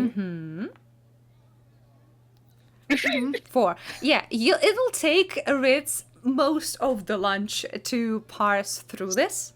And I'm pretty sure Ritz needs the focus of reading out loud to get through this. So he's like, letter by letter, he trucks along. But you do actually get some News. interesting information about it. So you're reading the Grapevine Gazette, and the name is familiar. The news section and everything in this little leaflet is written by one Felicity Atavas. And between the pages of ads for different shops and scathing reviews of bard performances, there is actually a section of news. And there's a couple of different points there. The long-awaited premiere of The Hill of Love is finally upon us. Wondrous Lie Theatre welcomes you to experience this romantic retelling of Ennersval's most mysterious urban legend. The second point reads, Tasktooth Mine is temporarily closed due to a black dragon staking claim to the surrounding area. Valiant adventurers of Gilded Grail have sworn to get rid of the beast and left on that quest. Let's wish these brave warriors luck and safe return. Hey, go back to the romance. Are you reading? Is Ritz reading this out loud? I mean, Yes. he's like, gotta. Definitely. Under his breath, trying. Bubba's trying to help him, like, pointing where he was at if he loses track and shit. Yeah, and he does. He absolutely does. Yeah. The third point, the flower festival is approaching. Reminder to contact the beautification officer of your district for ribbons and flower pots. Any vendors who want a spot in the festival grounds must submit the paperwork by the end of the week. And in tiny text below everything else, as if crammed in, there's a fourth point. An orange cat with a blue collar by the name Chester was lost in the fallows. If found, please return to Fiora, owner of Fiora's pharmacy. Oh, Chester. As soon as Ritz reads Tasktooth Mine out loud, Wick is gonna go, what? Wait, can't let me read that. She tries to tear it out of your hands. Yeah, she just snatches it. He's like, what? What? He's Hey! reading about the romance. And she's reading it and that's shit. What? You know it? You- Tasktooth Mine. Words. That's Osmi's family's farm. What? They're up there. Those are my people. You mentioned Osmi before when you woke up. Who? What's an Osmi? Osmi's my partner. Oh, congratulations! Thanks. Wait, and it says there's a dragon. It's a what? And you see that Wick is very like so many emotions. There's a lot of people better to handle a dragon than us. Let's not get ahead of ourselves. What does it say again? Tasktooth Mine is temporarily closed due to a black dragon staking claim to the surrounding area. Valiant adventurers of the Gilded Grail have sworn to get rid of the beast and left on that quest. Do I know what the Gilded Grail is? Yeah, have no idea. likewise. Ritz, you do, though. You do. Yeah, it's come up before. Oh. Wait. What? Yeah, Has it? well, someone in the party mentioned the Gilded Grail in one of the previous sessions. I don't believe so. I think you're thinking of the world building sessions. Ritz, you know this name because even without a history check, this is the most famous in this area adventuring group. There's a few of them. They don't really frequent the fallows, so you don't really know who's in it, but you know that there is a group of adventurers that have a fort to the north from the city. and they are known for taking the most dangerous jobs and coming back triumphant. Gotcha. I'll let Wick know all of that. Okay. Okay, cool. And she hands back the note, and she just starts fiddling with I don't know, like the chain on her hat. Hey, I get it. You want to go checking them, right? You're like a carrier pigeon here or something? What do they do these days? Yeah. We have mail. If that's what you're asking. Yeah, how do you send that now? It's been a while. It's probably like a post office, right, V? Yeah, there is. Yeah, post office, mate. With birds? With couriers. Oh. Interesting. What? Kovah. Also, Hi. as all of you discussed the points mentioned in the Grapevine Gazette, the one that stuck out to you was the first one, as you were stuck on the story of love, and in your mind you hear the parting words of the voice you talked to yesterday. He said, "Buy some tickets." Tickets. Oh my god. Hey guys, we should go to that. We should go to that show. The thing with the might be good for Greta and Gunilla to get some distraction. I guess so. Ain't that all lovey-dovey though? I don't know. I don't mind lovey-dovey. What's it about? Task romance or something. The long-awaited expensive. premiere of The Heel of Love is finally upon us. Wondrous Lie Theatre welcomes you to experience this romantic retelling of Ennersval's most mysterious urban legend. Urban legend. I like urban legends. Oh, you do? You like this place then? Oh, great! We should go there. Oh, I meant the Blue Heel. Oh, Blue Heel's got its own legend. It's pretty dope. it does. Yeah. Is it related to this heel? I don't know. Is it spelled Maybe. heel or heel? H-E-E-L, heel. Heel. She points to the Probably. word heel. That Oh, maybe I spells shouldn't heel. spoil it. What's Maybe I this? shouldn't spoil it for you guys. Like, Wait. you want to go see the show? What kind of show is it, by the way? I don't think. What's a show like this? Like a theatre show. I You know, don't. like actors on stage, Mm, corny dialogue, badly made props. don't think I'm familiar.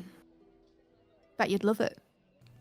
Is it something that do we have time to go see this other cleric beforehand? I think that's the priority, right? Yeah. Ritz, you would know that Wondrous Lie Theatre is the biggest and most famous theatre in Ennersval. It's in the heart of the city, and you know that if this is a premiere, it's gonna be in the evening. So you have a few hours until then for sure. Gotcha. It's probably going to be in the evening if it's premiere, but it might be kind of expensive. So, I got 9 gold on me. oh, You know you've what got else we 10, got? and I give him the gold back that he put in my pocket. Nice. Oh, how did that get there? Yeah, funny that, right? I mean, we also got, and she looks around for Betry. Oh, I'm here. And he's like deep into a dish. He wasn't listening to the news that much. He was mostly eating. But he looks up, his cheeks full of food. He's like, yes, Can I go Stag to tree. the theater? theater. Yeah. Yeah, all right. I'm down to go. If anything, there might be some, movers and shakers of the city. I can maybe interest some people in my stuff. Hot dog. Yo, is this guy loaded or what? How much does the theater cost? A couple of gold normally. Oh, then I should have enough. Well, I ain't never been to this theatre before. I don't know theater.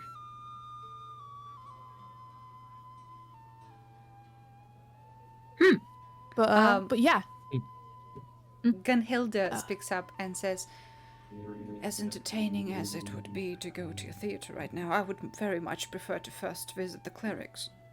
Yes. Definitely. Yes. Yes, Yeah. for sure. You guys should go and do that. I have something else to take care of. That's Okay. cool. That's cool. Right. Send me a courier if you get lost. I'll just meet you back here afterwards, right? Oh, that works too. Are you sure you don't wish to join us? You know the city better than the rest of us. Yeah, I gotta go let my folks know I'm okay. Give them a big hug. I certainly will. Good. All right. All right then. So, who leads the group to think where are Kovah's we too going? excited. I'll ask. Well, Betry's also not from this place, right? Yeah. I guess I could lead I'll- them as far as, like, where you can see it, Yeah. and then leave them. Yep, and it's in the same direction as going to the Fallows as well. So yeah, Ritz is leading you, but clearly, when you get to the square around the temple, he doesn't get any closer and kind of stays behind a little bit. But you see a beautiful building that has these white stone marble columns in the front.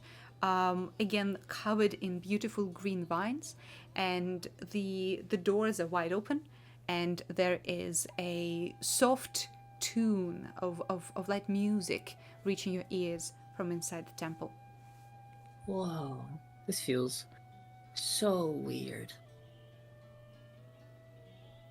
As soon as you're next to the temple, Gunhilda actually smiles and says, finally, we'll be able to find some good clerics in there. Ritz, you sure you don't want to join us? Yeah, I'm good. I'll catch you guys later. Have a nice time. And he zooms away. As they approach, we'll whip out the Iron Hand amulet and check it. Does it do anything to this area? Nope. What does the Iron Hand do? When close by a temple or holy site, it will hum and give a slight glow. Oh, then yes, yeah, for sure. Oh, it's been a while. It is indeed a temple. Strange, I've seen so many people die from this place, but none of them actually... Well, none of the place itself. That's wild. As you step into the building, you see these beautiful halls, very airy and light, and you see inside here. Actually, this is more like a greenhouse than a normal temple. You see rows and rows of beautiful flowers, and you can see people in light green robes tending to them. And in the center of this group, you see a man who looks like a bit of a conductor, as he has these beautiful wide gestures as he says to people where to touch the plants, where to water. And you understand that most of the people tending the flowers here are people from the city. This is part of their worship. And the man in the center, this rotund human man in his late 40s, his wide face is with a wonderful rosy blush. He has a golden wreath of vine and grape around his head, and he has this beautiful sash of quin silk on his side. And as the few of you come closer, you see his face turn to you and says, "Ah, of course, come in. Are you here for the mass?" Oh, are we here for the mass? Not quite. We are here in search of Gustav. Ah, that would be me. Gustav of the House of the Doe, the Master of Smiles. At your pleasure. Yes. Nice to meet you. Nice to meet you. Gunhilda actually gives him a deep bow and says, "I have been far from homeland way too long, and he gives her once over, and immediately his face changes to one of worry, and he says, "Ah, you seem to be troubled by more than just exhaustion." Yes. Mhm. Very strange creatures, perhaps aberrations, have attacked us. Gunhilda here and little Kovah have all been affected and cursed, and it's far beyond my own clerical abilities. We also have a friend who's too weak to get over here. If you have any guidance or help for us, and perhaps something we could take to our friend. Yes. Oh, well, I mean, if they're too weak to get here, we might fetch some stronger folks from our clergy and carry them over.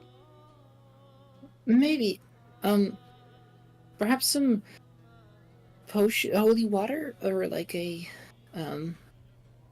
ward, or a token, a trinket, something of the sort. I don't want Of to course. disturb you guys too much. Holy water can be purchased in our temple, of course. We can also keep your friend in our prayers if you leave us their name. How much is that holy water? Are you a member of the House of the Doe? Not yet. Well, there is a serious discount for those that are. And Gunhilda says, I am a member of the Doe. And he says, oh, well, for you then, 15 gold pieces. For foreigners and such, 25. Woo! Kovah will give Gunhilda 10 gold. Kovah, you don't need to do that. I can make holy water for us. Oh, well, you can keep it if you want. That's okay. But Okay. more to the point, I see that you are in need of clerical assistance. And he turns to Gunhilda and says, Yes. this is indeed in my power. For the members of the Doe, we can get rid of curses and such free of charge. It is covered by the city's taxes. Taxes. What about those of us who are not members of the Doe? Oh, for those, there would be needing we'd be needing a fee of 100 gold pieces. Jesus Christ. I mean, It's a lump sum. That's a lot more than I have. Such as the cost of the components for the magic that the Great Spirit bestowed us with. That's false, but okay. What would be the cost Excuse of me? learning how to heal this particular curse that Gunhilda is facing? Oh, I'm sorry. What is your name? Kari of the Moonbear clan. Kari. Very, very nice to meet you. It is less about learning. As a fellow cleric, I'm sure you can understand that the blessing that the spirits give us grant us certain abilities that you either have or you do not. It's a small-minded approach. Very. It's a learned approach. I don't suppose you know how to cast Great Restoration. Not yet, I don't. Well, There are many things I couldn't do even a small while ago. I've seen clerics of power, but I've not seen as many of pride. Well, not to worry. We can help. What was your name, dear? And she said, Gunhilda. Gunhilda, yes, we can help. And for the rest of you, well, if you are afflicted, for a sum of 100 gold, I would be happily getting you clear of any curses you might carry. Well, can't help being greedy. Okay. Well, good luck, Gunhilda. She says, thanks? This is very strange energy. And he says, oh, don't worry, we deal with so many different struggles every day, but right now I wish you to bask in the glory of the dough. And he waves his hand, and the light that is falling through the glass roof of this half temple, half greenhouse intensifies. And you can see that Gunhilda, for a moment, is bathed in this golden energy that fills the room. And Kari, you, being a cleric, immediately sense that indeed he is a powerful magic user. And with a flick of the wrist, he casts Greater Restoration, and immediately the darkness and the exhaustion that was surrounding Gunhilda for days now disappears. She sighs in relief, and her knees almost buckle under the feeling of relaxation. He gestures to one of the clerics around him, and they gently lead her to one of the woven armchairs next to the flowers, and she sits down with a smile and a grateful sigh. Is there any loose hanging like holy symbols or shit in this place that is at grabby height?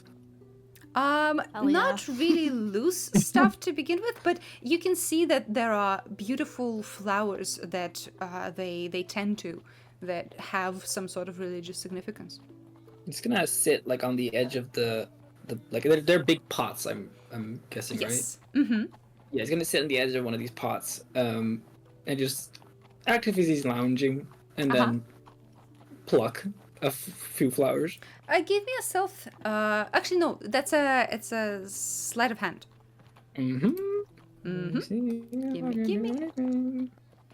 Okay. Do you want to use your inspiration? Yeah. Okay. All right. Okay. Okay, 14. I'm gonna roll, but we'll see. Okay. You carefully pluck a couple of flowers and stuff them into your clothing. No one notices. Neat. I'll just stay seated there. All right.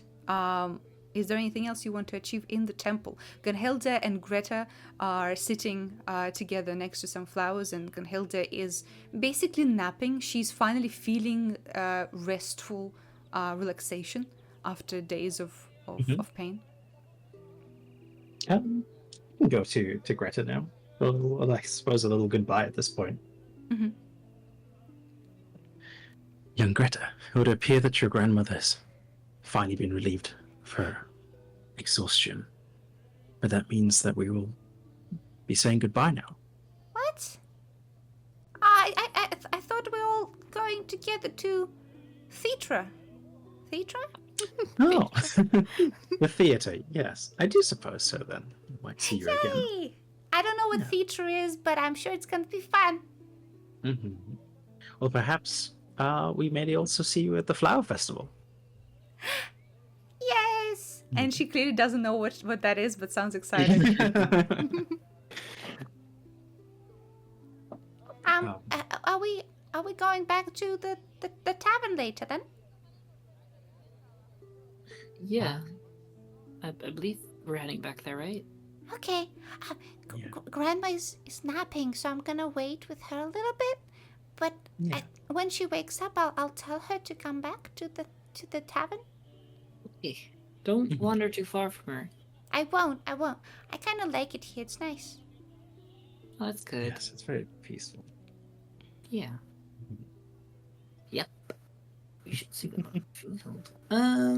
Okay, let's You look at Wick. What's Wick up to here? While this is happening, Wick might peel off and approach what's his name? Gunther. No. Gustav. Gustav? Gustav, the master of Yeah. smiles. Yes. Mr. Smiles. She's gonna approach him and with her, her mask and stuff still on, and she's gonna say, "Look, we've been through hell to get here, and our friend really needs some help. Is there any way we can make out a deal or an IOU to get some healing now? I have some experience being a sellsword, as do other members of our party. Are there you any trying way to you can help? solicit your services for the temple? I mean, Well, this is quite awkward. I don't really deal with that sort of thing usually. I would say that if you are a skilled warrior, then the best place to gather some coin would be helping out the guards of the city. You have seen perhaps some of the guard towers around town. Back at the other bank of the river, in the intersection next to the Blue Hill, there is a guard tower where the guard master is located. If there's any outstanding work for sellswords for hire, this could be the place. okay, but like, you can tell that one member of our party is not in much shape to. Can we do one step before the other, maybe? Listen, I feel for your friend, but unfortunately, we cannot freely use our magic for people who are not of our clan. There are, things, there are rules we need to uphold. Unfortunately, when we cast such magics for free, we're using the taxpayers' gold, and, well, we cannot do that freely for anyone walking into the city, I'm afraid. I would very much like to help your friend, but this magic is costly. At what point would Kovah hobble along and try and find Wick at this point? Yep. I mean, they're not hidden. They're standing a bit yeah. to the side, just discussing this. Yeah, he'll be curious and hop on over. Mm-hmm. Oh, we were just talking about you, little Huffle. Oh, okay.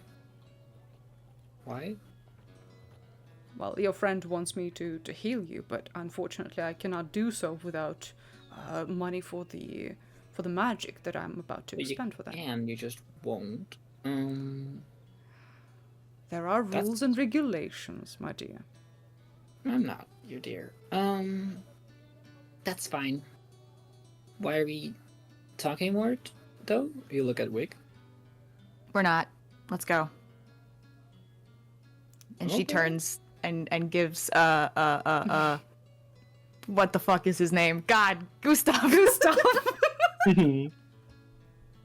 She gives him a look. Mm-hmm. A Wick will remember that kind of look. Okay. So, the rest of you go to reconvene at the tavern, I assume? All right. Sure. Ritz. Can I do a little teeny tiny small thing? Yes. Whilst they were having a conversation, can I have braided Greta's hair a little bit? Oh, yes, you can. That's so cute. Are you braiding it in the style that is more of a Bear Clan tradition? Oh yeah. A warrior's braid for sure. Oh, I love that. Yeah, she absolutely lets you, and she kind of sings this little tune that harmonizes with the soft music that fills the temple. As that is happening, Ritz, where did you head to? Okay, so Ritz is going to go to Boots and Lodgings and just check Yep. that he's still got a room there. And he's going to leave a note for his uncle to let him know that he's back and he's good and everything's fine, basically. Okay, so when you get to Boots and Lodgings, before you even get inside, you check the little hiding spot, and there are 3 notes there. You quickly leaf through them. All 3 are from your uncle. The first one, the one at the bottom, says, Ritz, when you come back, we have something to discuss. Meet me at a usual place. Mm-hmm. The second is, Ritz, where are you? I'm starting to get nervous. If you're not showing up within a week, I'm telling your mother, and then you're really screwed. Fuck. And then the third one is, please be alive. Okay. And as you leaf through them, a shadow passes over you from behind. And as you turn around, you see 4 figures. Shit. One of them is the man you talked to a couple of hours before. He looks at you straight in the eye and says, "I feel like we need to talk." And this is where we're going to stop. Oh shit! Ah! Ah! That's good. That's fine. That's fine. Yippee! Yeah.